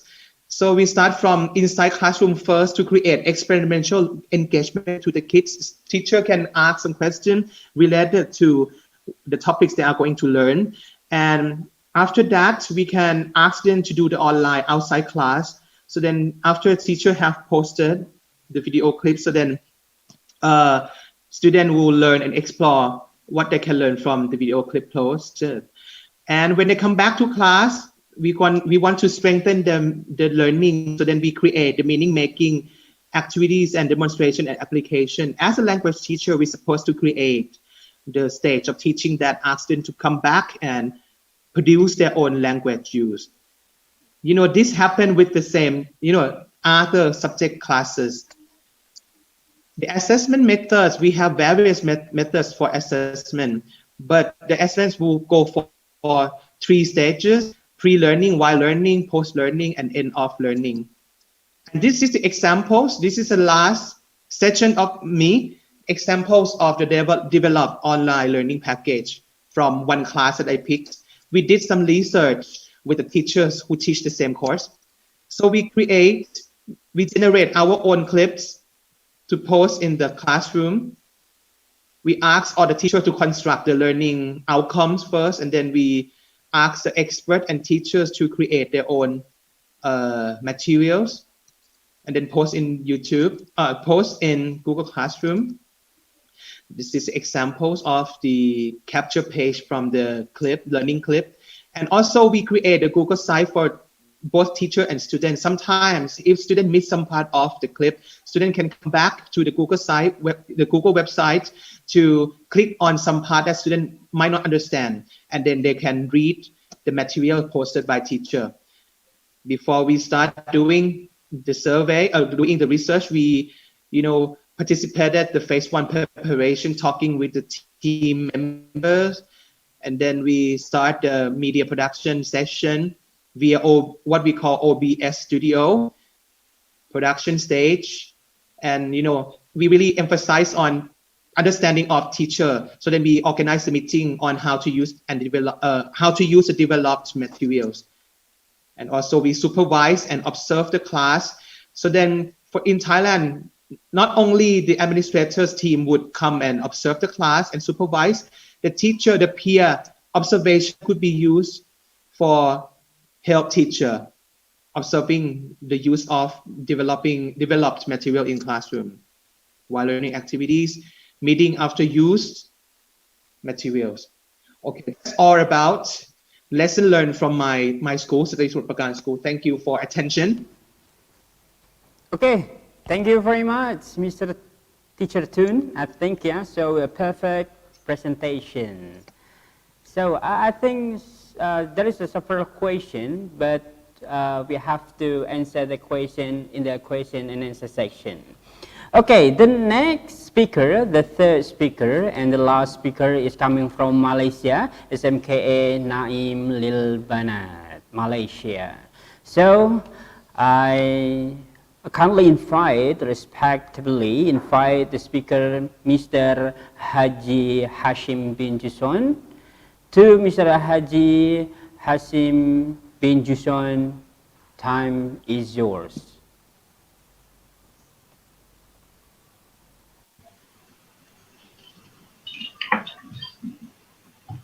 Okay, got it. Okay. Bismillahirrahmanirrahim. Assalamualaikum and a very good morning. Alhamdulillah Rabbil Alameen. Wassalatu wassalamu ala Sayyidina Muhammadin wa ala alihi wa sahbihi ajma'in. Thank you to Mr. Moderator.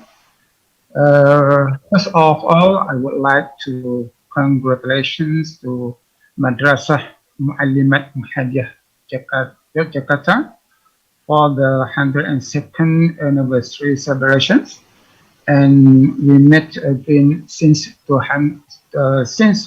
2018 when I was invited during Milad 100 years and became the speaker on the international forum about da'wah activities in the schools. Secondly, I would like to congratulations for organizing this international webinar entitled Teaching and Learning Strategies during COVID-19 pandemic best practices. I'm very excited to be with you once again, especially Ibu Agustiani of Madrasah Muallimat Muhammadiyah Jakarta of Indonesia, and nicely to meet the first time for Mr. Tanyawit Wutia Sangwangwong from Sri Prakan School, Thailand. Sawadee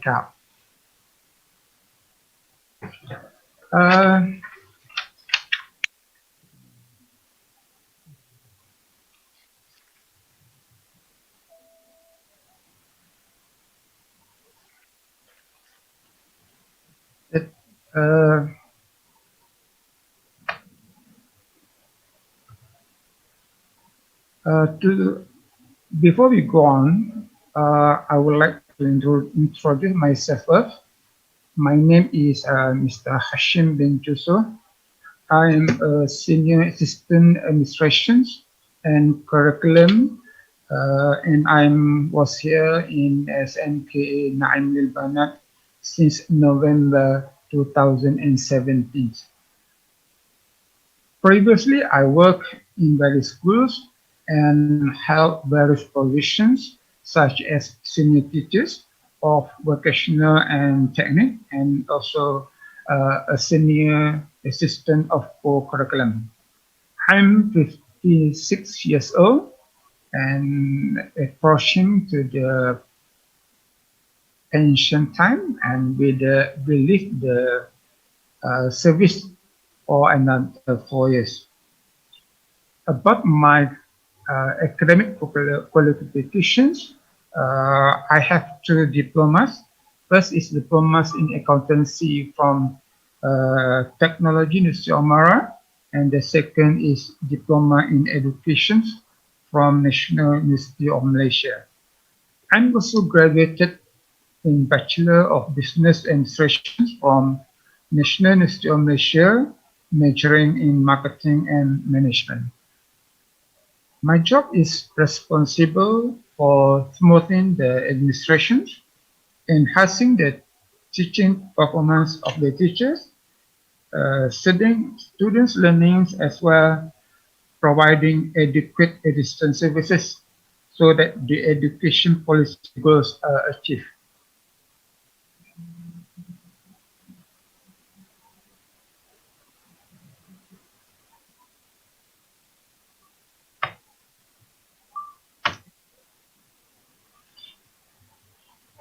This is about my school.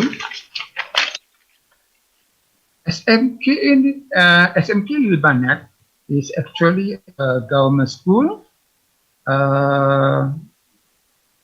for the girls only. It is a high performance school, the highest rated school because the excellencies in academic and core curriculum achievement. Founded in 1941 by Tuan Haji Yahya bin Nidab, by the idea to build special religious schools for girls.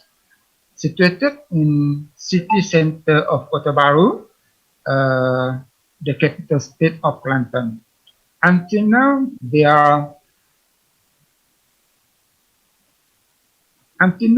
are 900 students, 82 teachers, and 24 non-academic staff.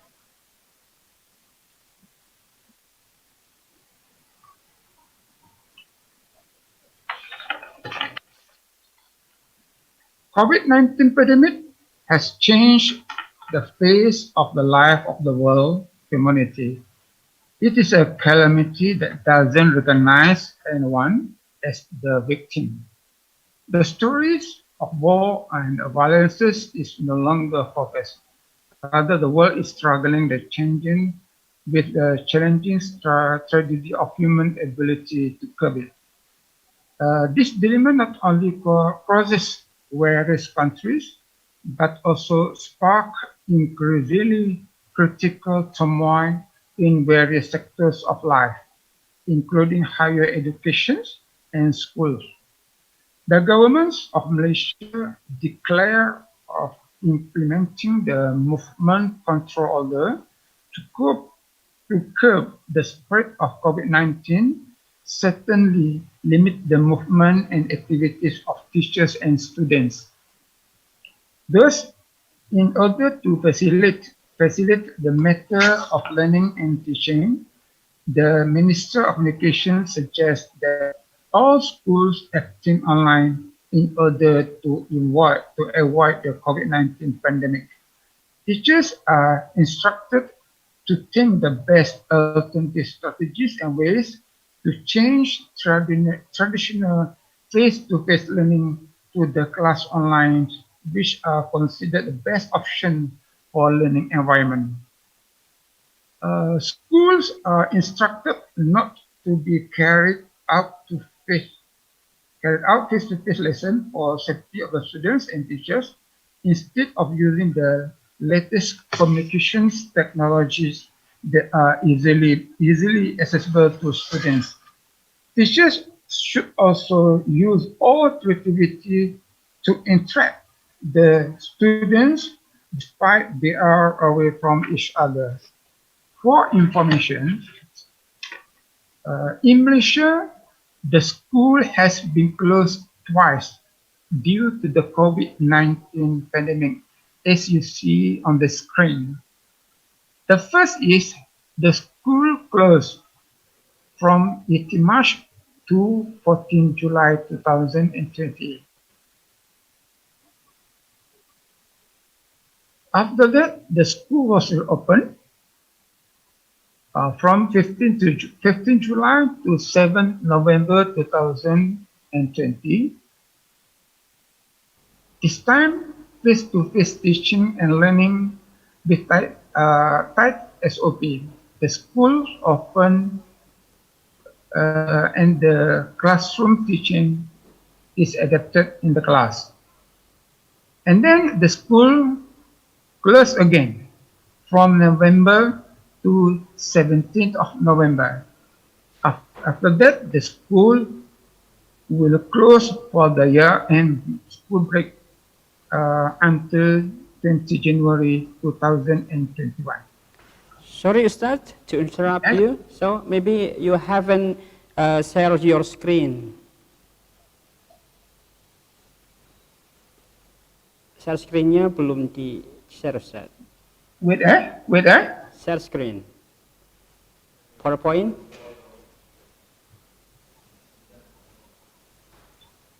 Share screen PowerPoint.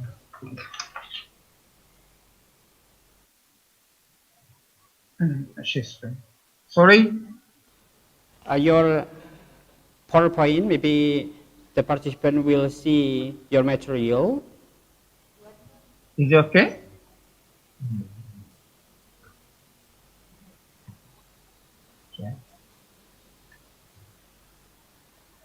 Ah, that's right.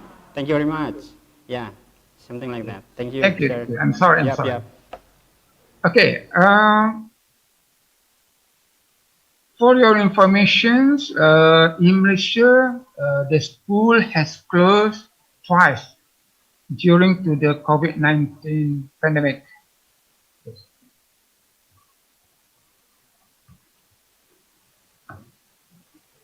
First is from March to July.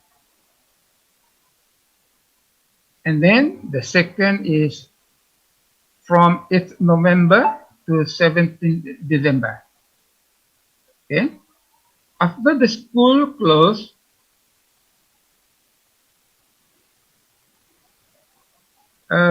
then from July to 7 November, the school was reopened. And this time, we are using face-to-face teaching and learning with tight SOP. Okay.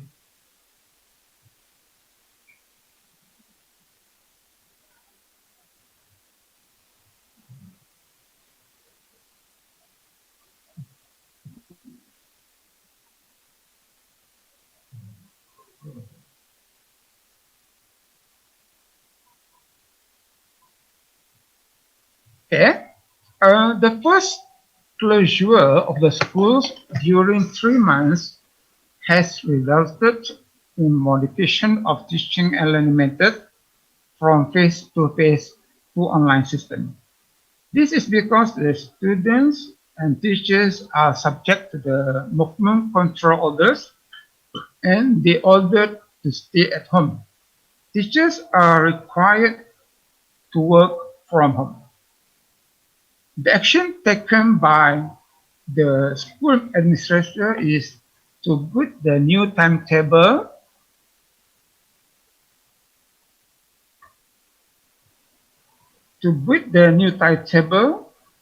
for home-based learning from Sunday to Thursday.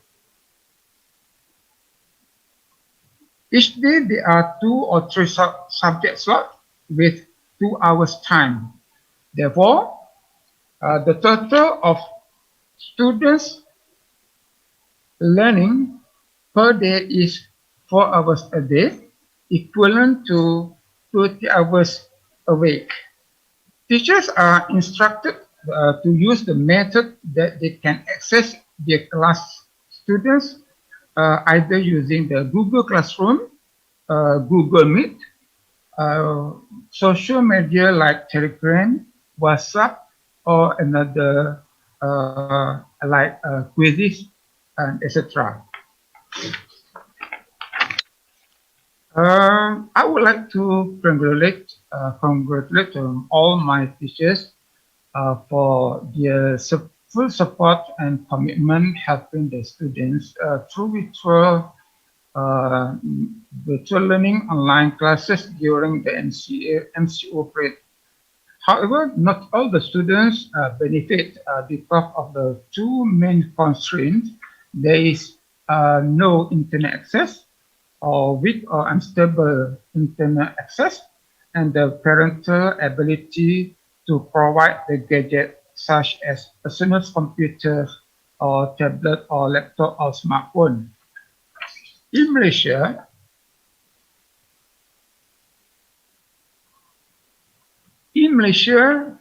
Ministry of Education has issued two guidelines for the school to follow.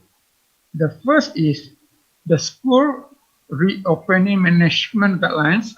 There is a master document as a reference to the administrators and teachers in school, taking into account to control the spread of coronavirus diseases infection 2019.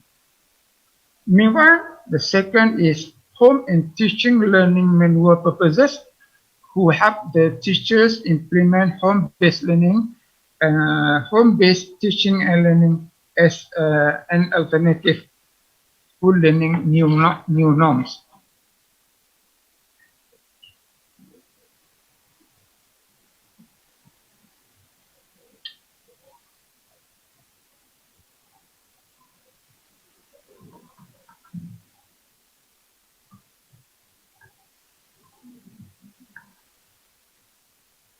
After 3 months, from April to June, the schools was ordered closed during the movement control order period, and followed by conditional movement control order.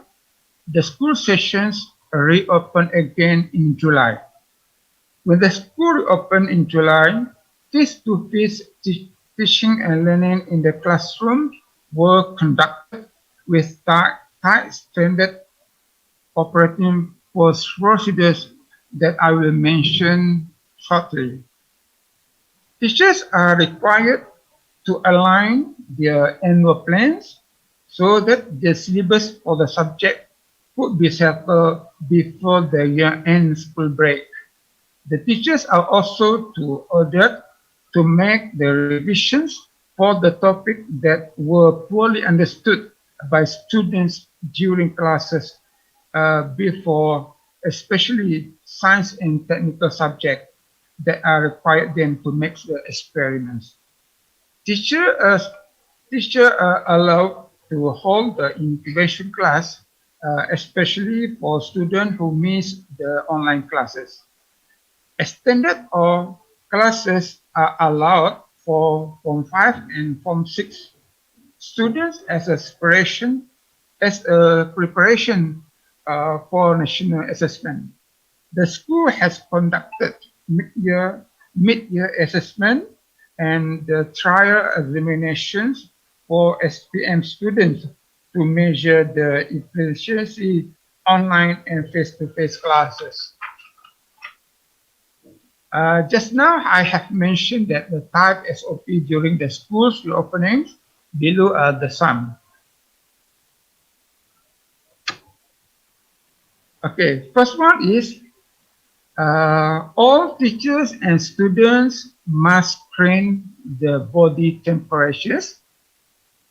The students and teachers also must wash and sanitizing their hands before entering the class, and they are required to sanitize their respective desks before returning homes. Controlling students' movement by setting one street. Arrangement of the future like desks and chairs. The distance between the desks is 0.5 meters, and students' physical distance should be 1 meter. Schools, library, or any resources center are not recommended venue to be used unless the teachers and students are willing to implement the post-sanitization. school gathering, and other activities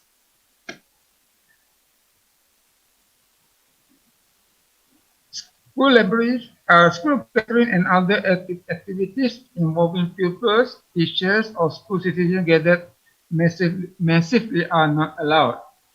Canteen operators only provide packed food.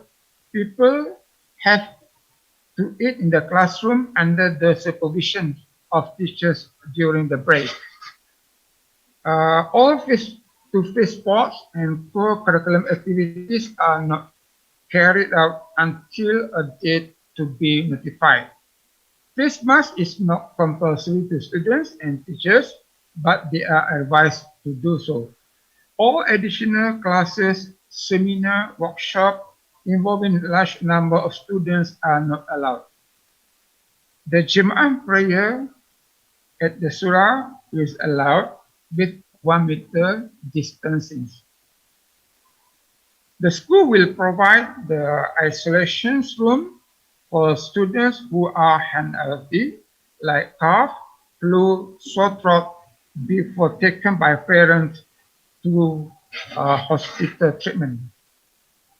All of these SOP are followed to ensure schools are in the safe conditions to operate, ensure pupils, teachers, and school citizens attend the school in a good health and safe. This is the classroom setting, and we can see the distancing. This is the canteen. The girls have to stand in a line, but they have to eat in the classroom.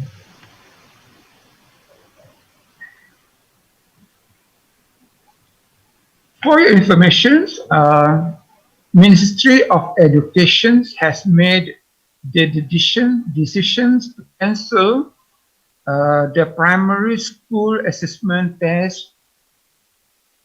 Voluntary assessment also cancelled and reschedule the Malaysian certificate and Malaysia High School certificate to the first quarter of 2021. Sorry. This decision relieved the teachers because they have time to think about new methodology and alternative so that teachers and teaching and learning can continue and no students drop out. Ladies and gentlemen, face-to-face teaching and learning running smoothly until November 8, 2020 because the government has ordered to shut down the school again due to the second wave of pandemic began terrorizing.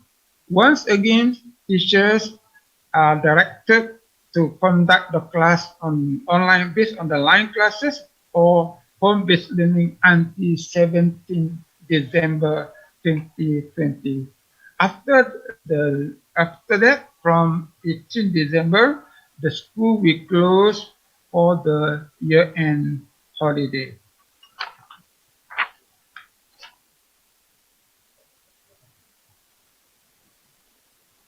This is the two approach during the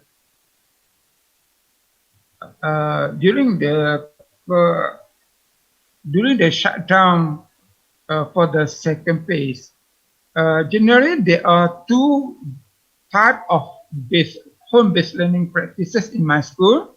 There is online approach, and the other one is offline approach. Teachers can implement home-based learning using one of these methods or combinations of the method according to their suitability. First is online approach. It occurs when there is internet access and the use of devices like PCs, tablet, laptop, and smartphone that allow people, students to learn in real time with their teachers.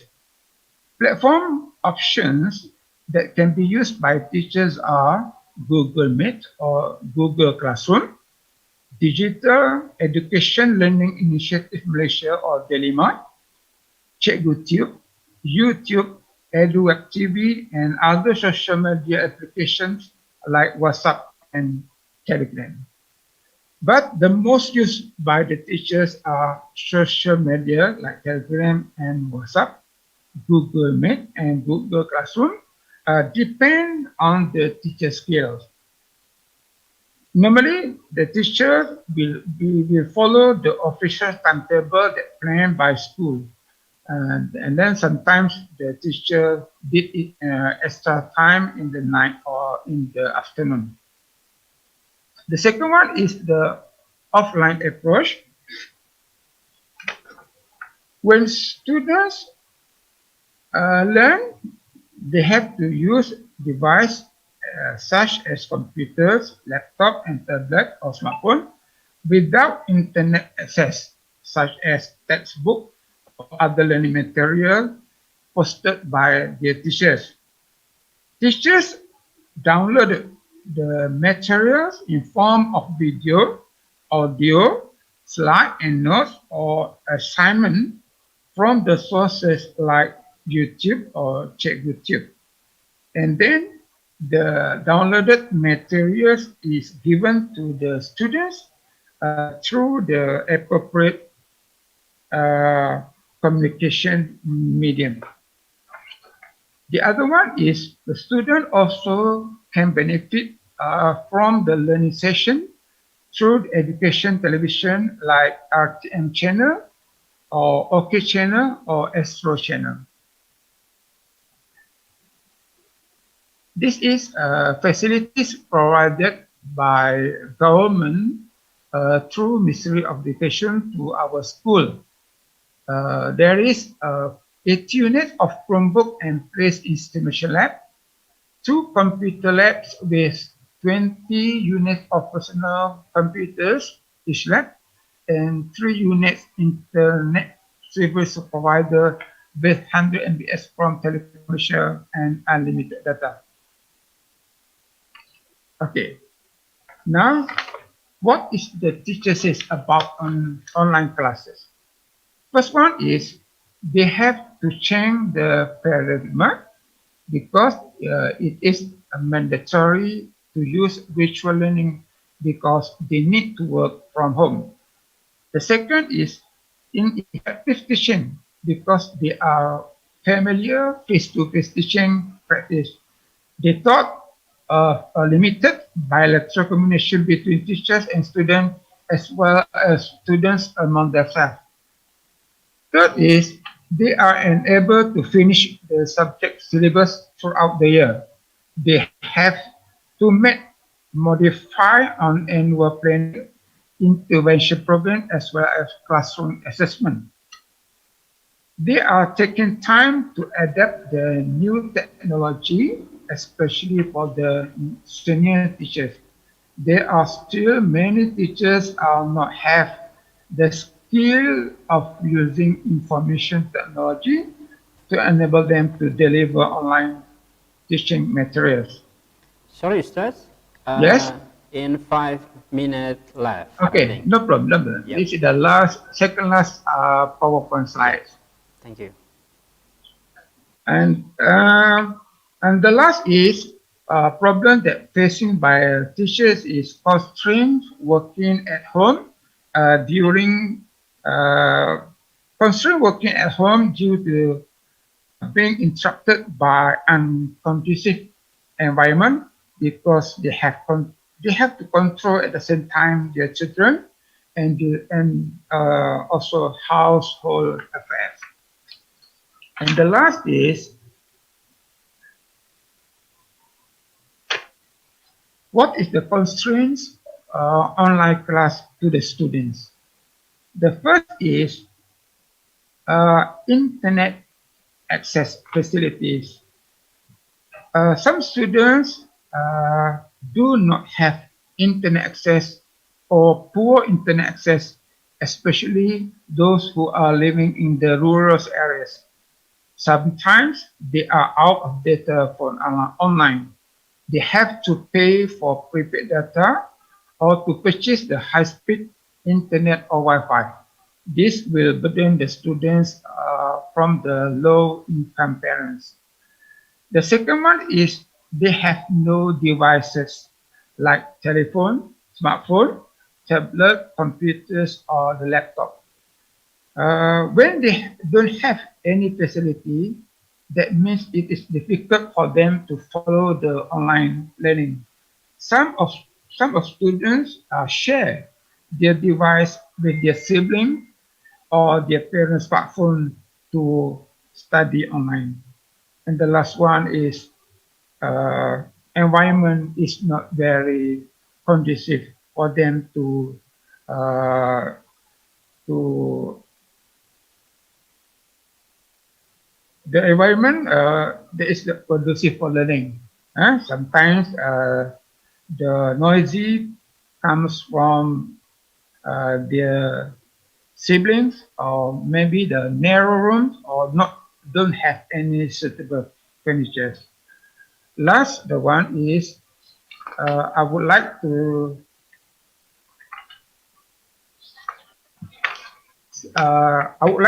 say thank you to the host because of inviting me to join this very valuable program. The conclusion is, despite whatever disaster struck the country, education goes to develop the nations to remain priority.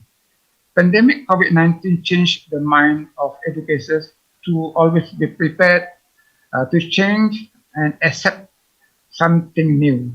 Educators must be strong in spirit and willing to sacrifice time and energy.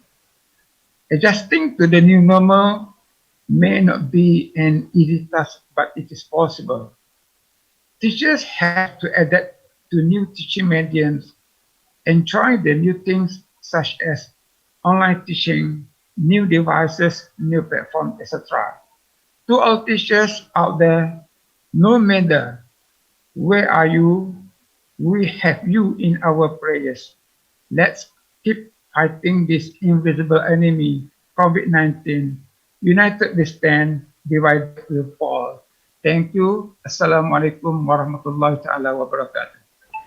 Waalaikumsalam warahmatullahi wabarakatuh. Thank you very much, Mr. Tuan Haji Hashim bin Jusoh, for the remarkable presentation, I think. So, this is the time who the participants are allowed to ask question about it. So, the question and answer section, I open it right now. I allow about 2 or even 3 participants to ask live. It means using Zoom. Please raise your hand and we pin it out for you. Okay, please. Who? Okay, after this, after the live Zoom question, I think we can answer the question from chat box. Okay, there is Nisalia. I think you can pin it out, operator. Okay, there is one teachers want to ask with any one of the speakers that you want to. Please, Mrs. Nisalia, time is yours.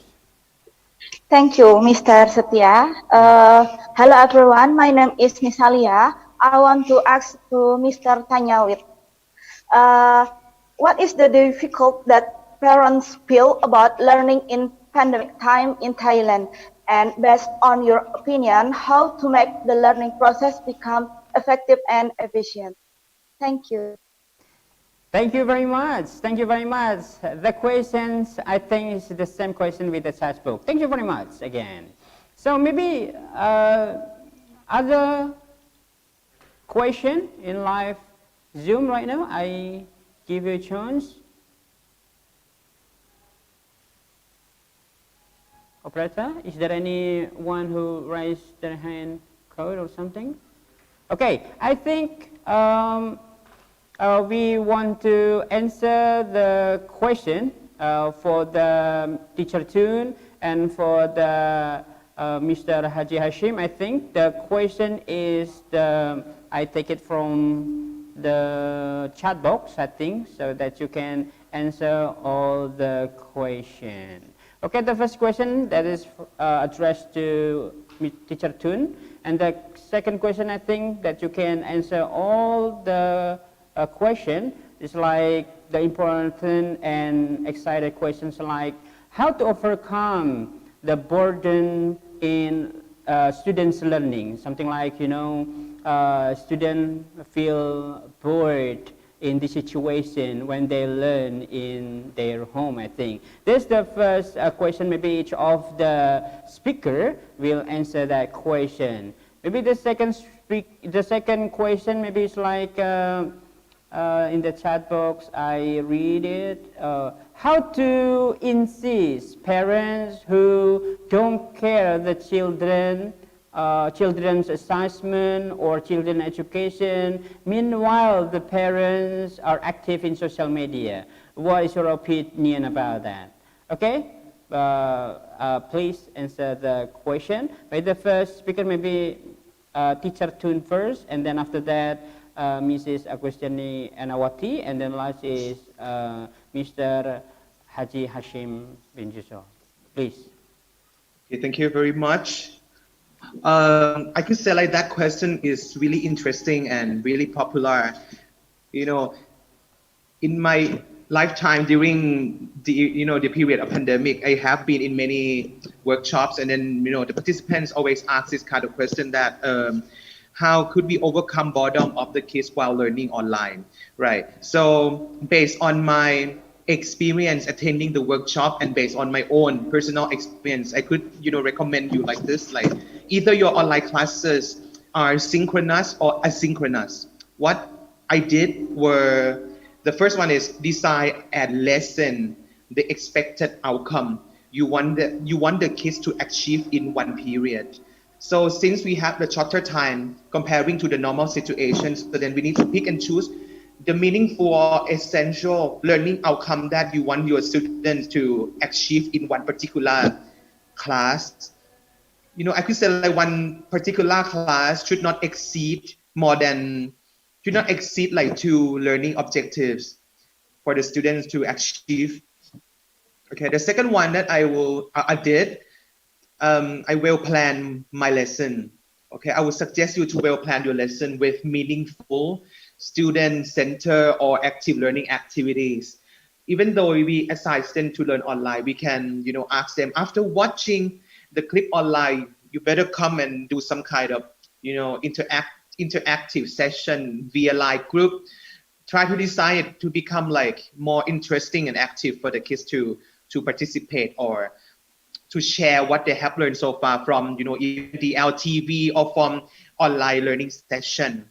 So that would be the second step. The third one is, as a teacher, we ourselves need to understand the students very well. This is very crucial, I said.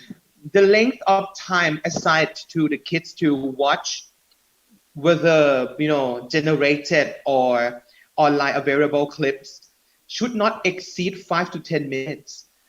If you ask the kid to assign the kid to watch very long clip, I think the student would do something else in my experience. So what I will suggest is try to limit or choose the master clip that you want students to watch or learn from.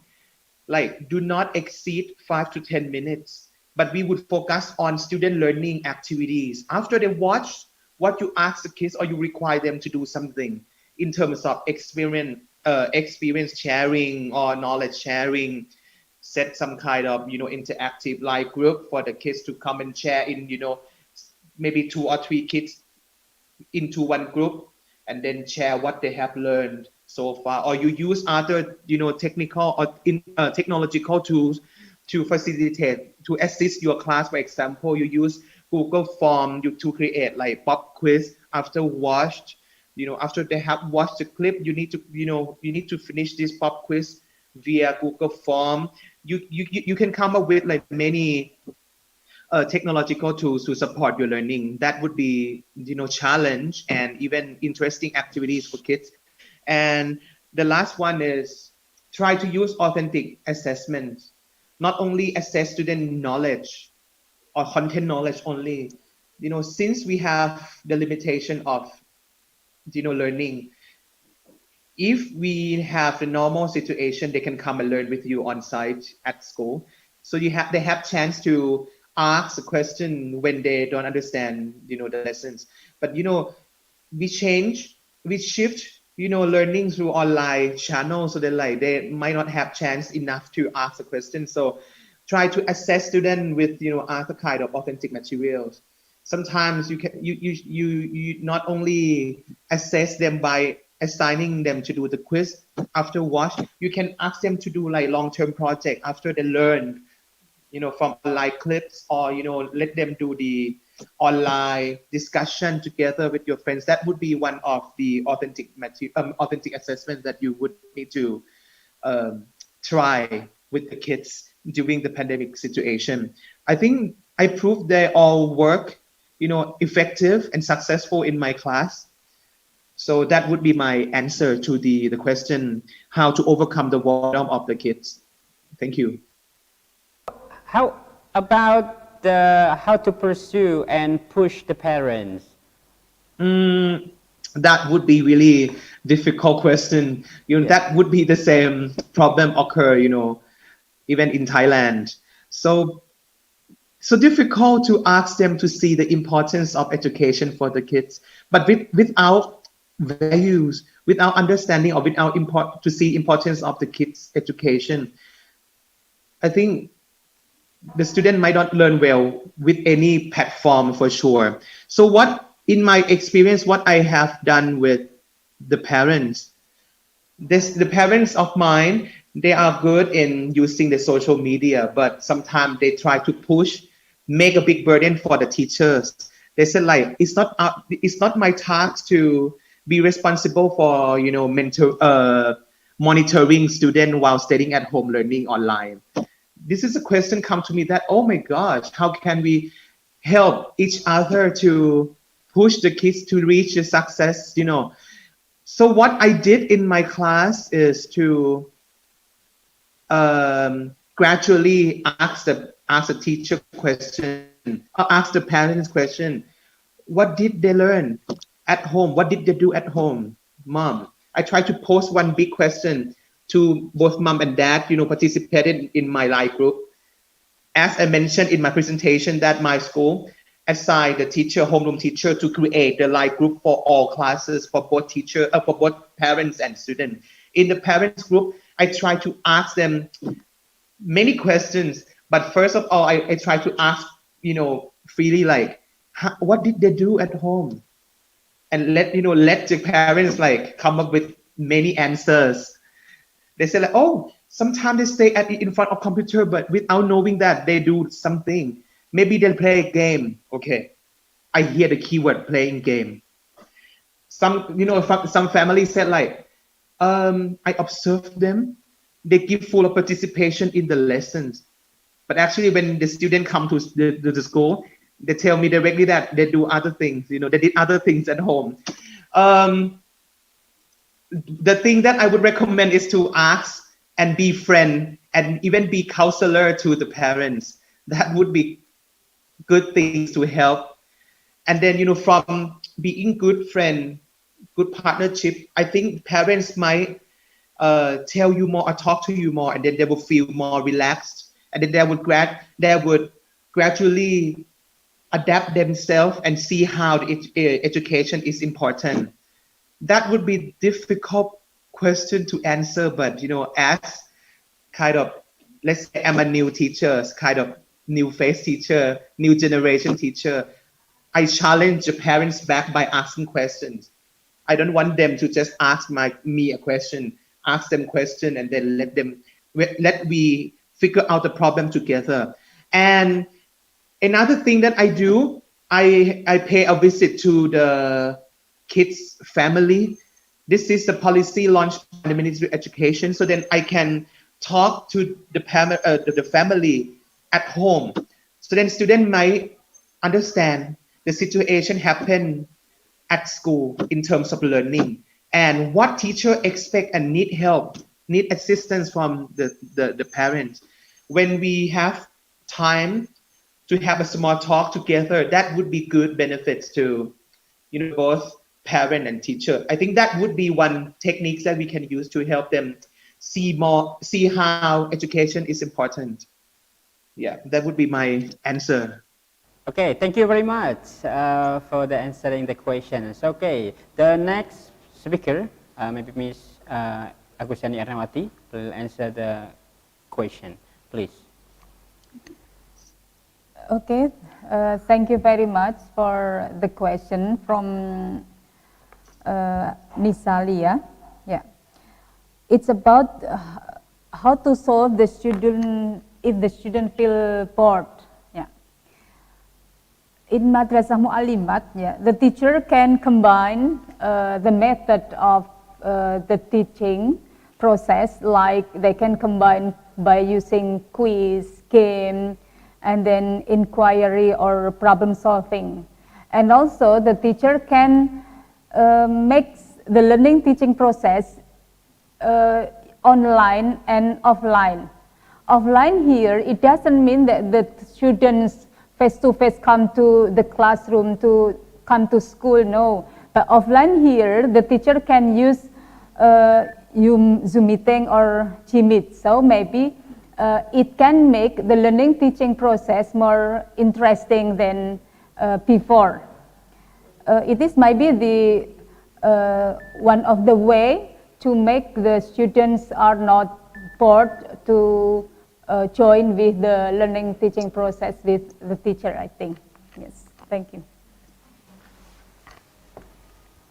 Okay, thank you very much, Ms. Agustiani Ernawati. So maybe the last speaker will answer the question, Tuan Haji Hashim, please. Maybe it's about the problem in students' learning, or how to insist or pursue the parents who didn't care about the children assignment. Please, go ahead.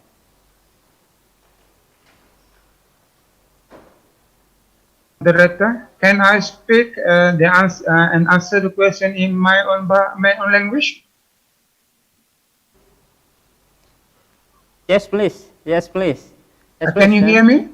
Yeah, yeah. It's possible. Please. Yes. Pertamanya, actually, I want to say sorry to Mr. Tanyabi. I would like to answer this question in my own language, because Indonesia and Malaysia is likely the same language. Okay, can you repeat the question? In bahasa Indonesia, Ustadz ya. Saya ulang sekali lagi ya, untuk pertanyaannya terkait bagaimana cara mengatasi kejenuhan atau kebosanan ketika siswa atau siswi belajar dalam masa pandemi saat ini. Bagaimana menjaga agar siswi tetap bersemangat untuk belajar. Mungkin itu aja, Ustaz. Monggo. Oke, terima kasih, moderator. Thank you, moderators. Yes, welcome. Firstly, guru harus mempelbagaikan kaedah pengajaran. The teachers must use the wearables platform. Okay, not the same all the time. Example, when I will teach the principle of accounting, this is my specialist, principles in accounting. I use the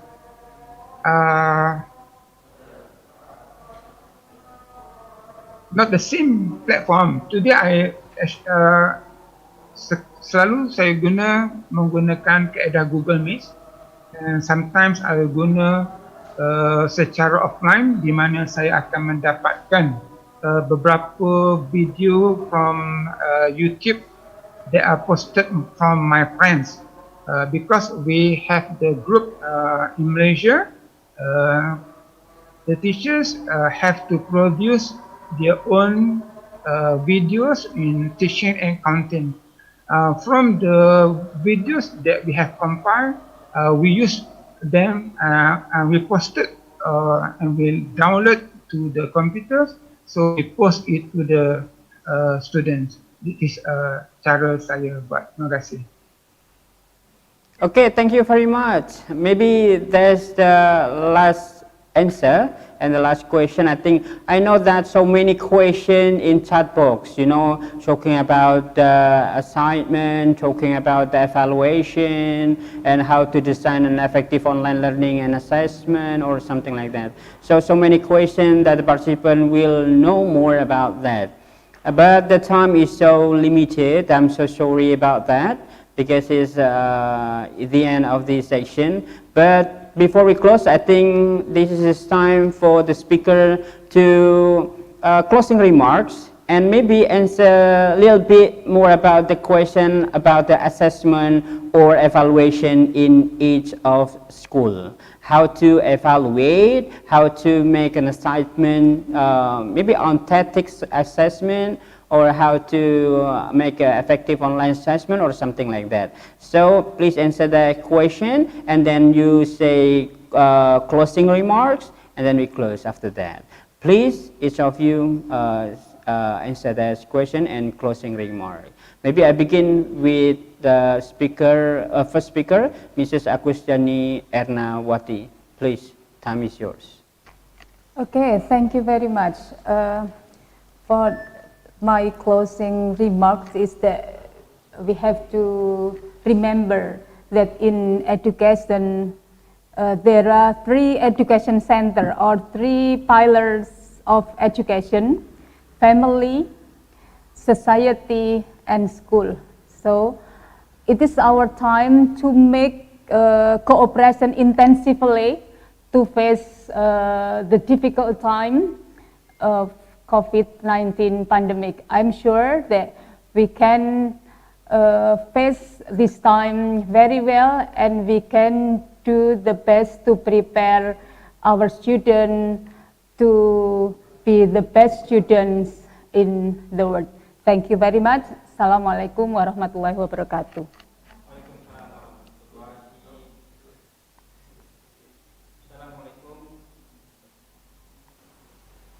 Assalamualaikum warahmatullahi wabarakatuh. Thank you very much again, Mrs. Agustiani Ernawati. So maybe the next speaker is Teacher Tun. Please, over to you. Thank you very much to invite me as part of the speaker in this event. What I have shared so far, it's just one of my experience working with my team, with my teachers in school. We have so many times discussing with the problems occurred in the classroom during the pandemic time. What are the challenges? What are the difficulties? We have friends. We have, friends in terms of teachers to help pass this situation. Not only help us as a teacher to pass, we help the kids to, assist them with the further learning. No matter we are in, during the pandemic situation. Talking with friends in professional learning community, I call it PLC, that would be good things that we learned so far from friends and experts in that group. And this is what we use in Thailand. That helps a lot. Whenever we have questions or problems occur while teaching, we pose a question with a group of friends, and then we, try to find a way to solve the problem. So what I will recap, what I conclude is, we cannot work alone.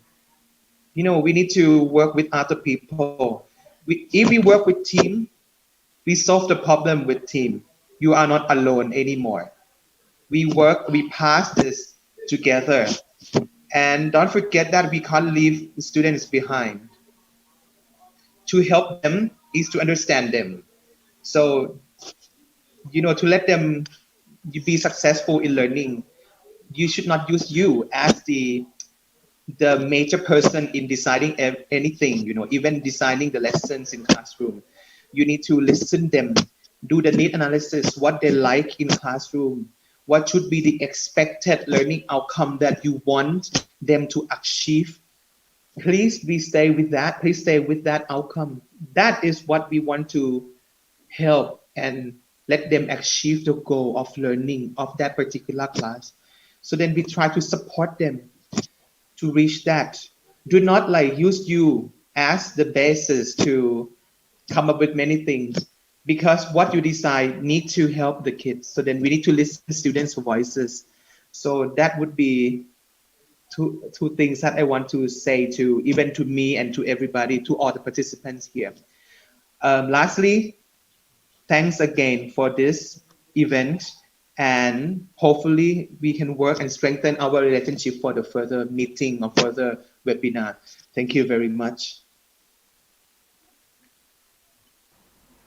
Yes, thank you very much for the closing remark, I think. Thank you very much again. So maybe the last speaker coming from Tuan Haji Hashim.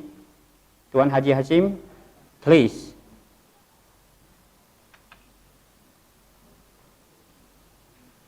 Okay. Assalamualaikum warahmatullahi wabarakatuh. Waalaikumsalam warahmatullahi wabarakatuh.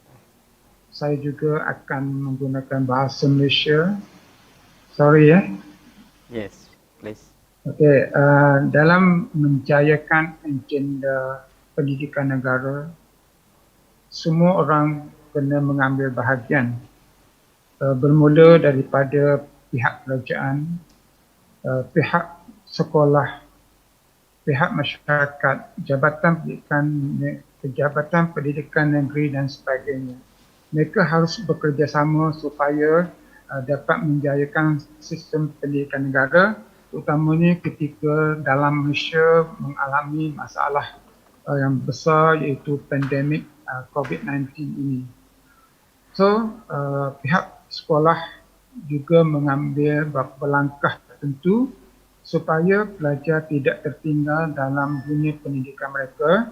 Kami sering berbincang dalam satu pasukan sekolah bagaimanakah cara terbaik untuk supaya pelajar boleh akses kepada guru-guru dan boleh akses kepada bermacam-macam teknik dalam pendidikan terkini agar mereka ini sentiasa bersedia sebagai satu wadah bagaimana mereka boleh dijadikan sebagai satu anggota masyarakat yang berguna pada masa akan datang.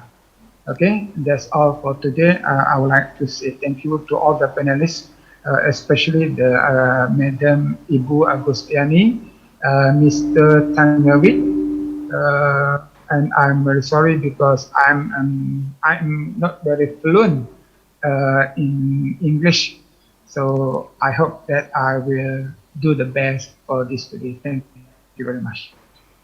Thank you very much for remarkable closing from Tuan Haji Hashim. Once again, I will express my sincere gratitude for all the speakers here, Mrs. Agustiani Ernawati and Teacher Tun, and then Tuan Haji Hashim. So we're coming to the end. We're coming to the end part of this session.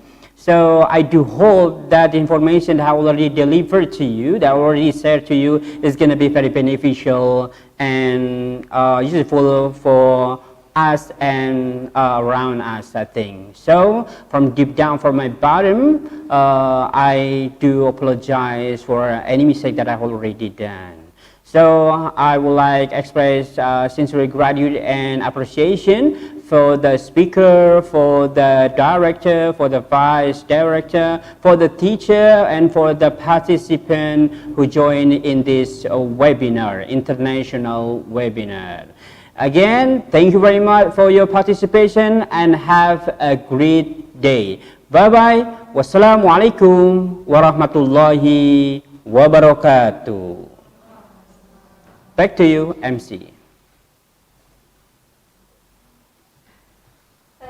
For the moderator and speakers that give us inspirational presentation and explanation about the educational field, mainly from Indonesia, Malaysia, and Thailand.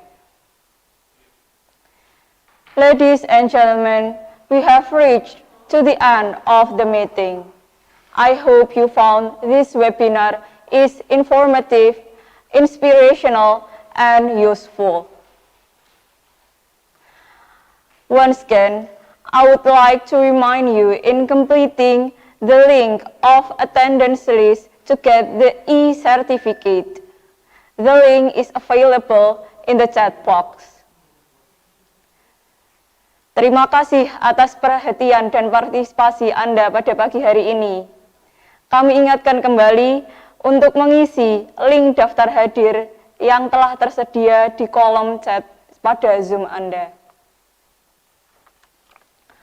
I'm on behalf of Committee of International Webinar Teaching and Learning Strategies in the time of COVID-19 pandemic best practice, sincerely thanks to your participation and ask for apologize if we have any mistaken. Till we meet again, wassalamualaikum warahmatullahi wabarakatuh.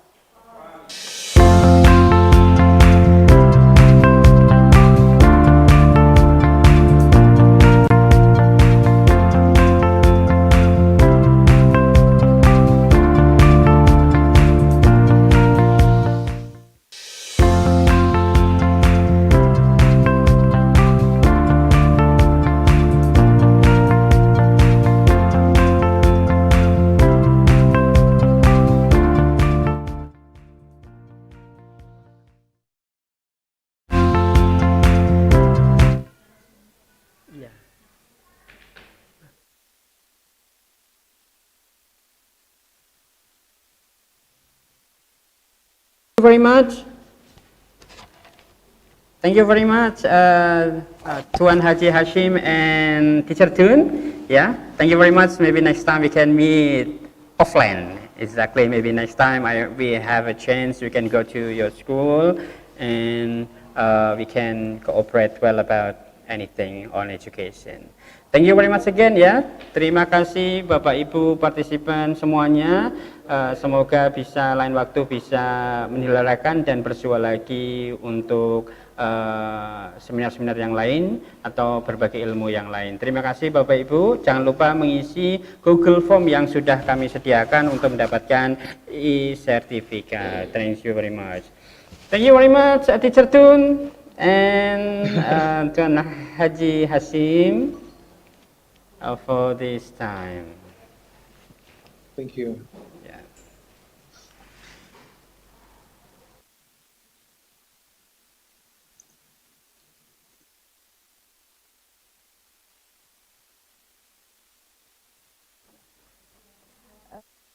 Ya, Ustadz Haji Hashim, insya Allah bertemu lagi. Bapak Ibu semuanya, terima kasih banyak atas partisipasinya. Tapi saya mohon maaf, Ibu. Iya, gimana Bapak? Tidak perform tadi. Very nice. Ya, Because luar biasa. Kita bisa share wawasan, share pengetahuan. Alhamdulillah semuanya bisa berjalan dengan lancar. Ya, terima kasih kerana menjemput kami. Next time boleh jumpa lagi, Ibu. Iya. Insya Allah. Mudah-mudahan. Kalau datang ke Malaysia malam ya. Pak Hashim bisa ke Indonesia juga next time. Tetapi sekarang tak boleh. Oh, tak boleh. Belum boleh. COVID-19. COVID-19, okay. We cannot go out anywhere. I see. Ya. Begitu pula di Indonesia mungkin juga sangat membatasi untuk pergi ke luar. So saat ini sedang konsentrasi penuh untuk persiapan-persiapan. Semuanya. Biasanya setiap tahun saya ke Indonesia. Oh gitu. Medan, Jakarta, Yogyakarta, ini Surabaya. Yeah. But this time cannot because of pandemic. Saya takut juga lah. It's okay. So Puan, Ibu bila mau datang Malaysia? Ada ke lapangan? Ya, kita akan lihat dulu. Yang jelas kita prepare semuanya di sini untuk mempersiapkan anak-anak seandainya nanti akan dihadirkan. Ya, ini butuh energi yang besar untuk apa ya? Untuk ya menghadirkan anak-anak. Banyak hal yang harus dipersiapkan. Sama-sama. Di SMK juga belum hadir ya? Ya. Oke, kita jumpa lagi Puan. Iya, terima kasih banyak. Thank you very much. Sama-sama, terima kasih jemput saya. Iya, sama-sama Bapak.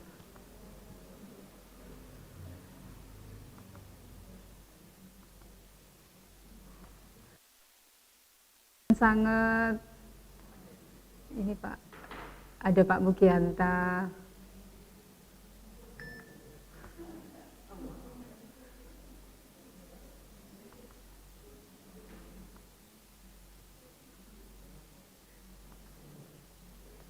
Ada Pak Sugeng Bagio, matur nuwun Pak Sugeng Bagio.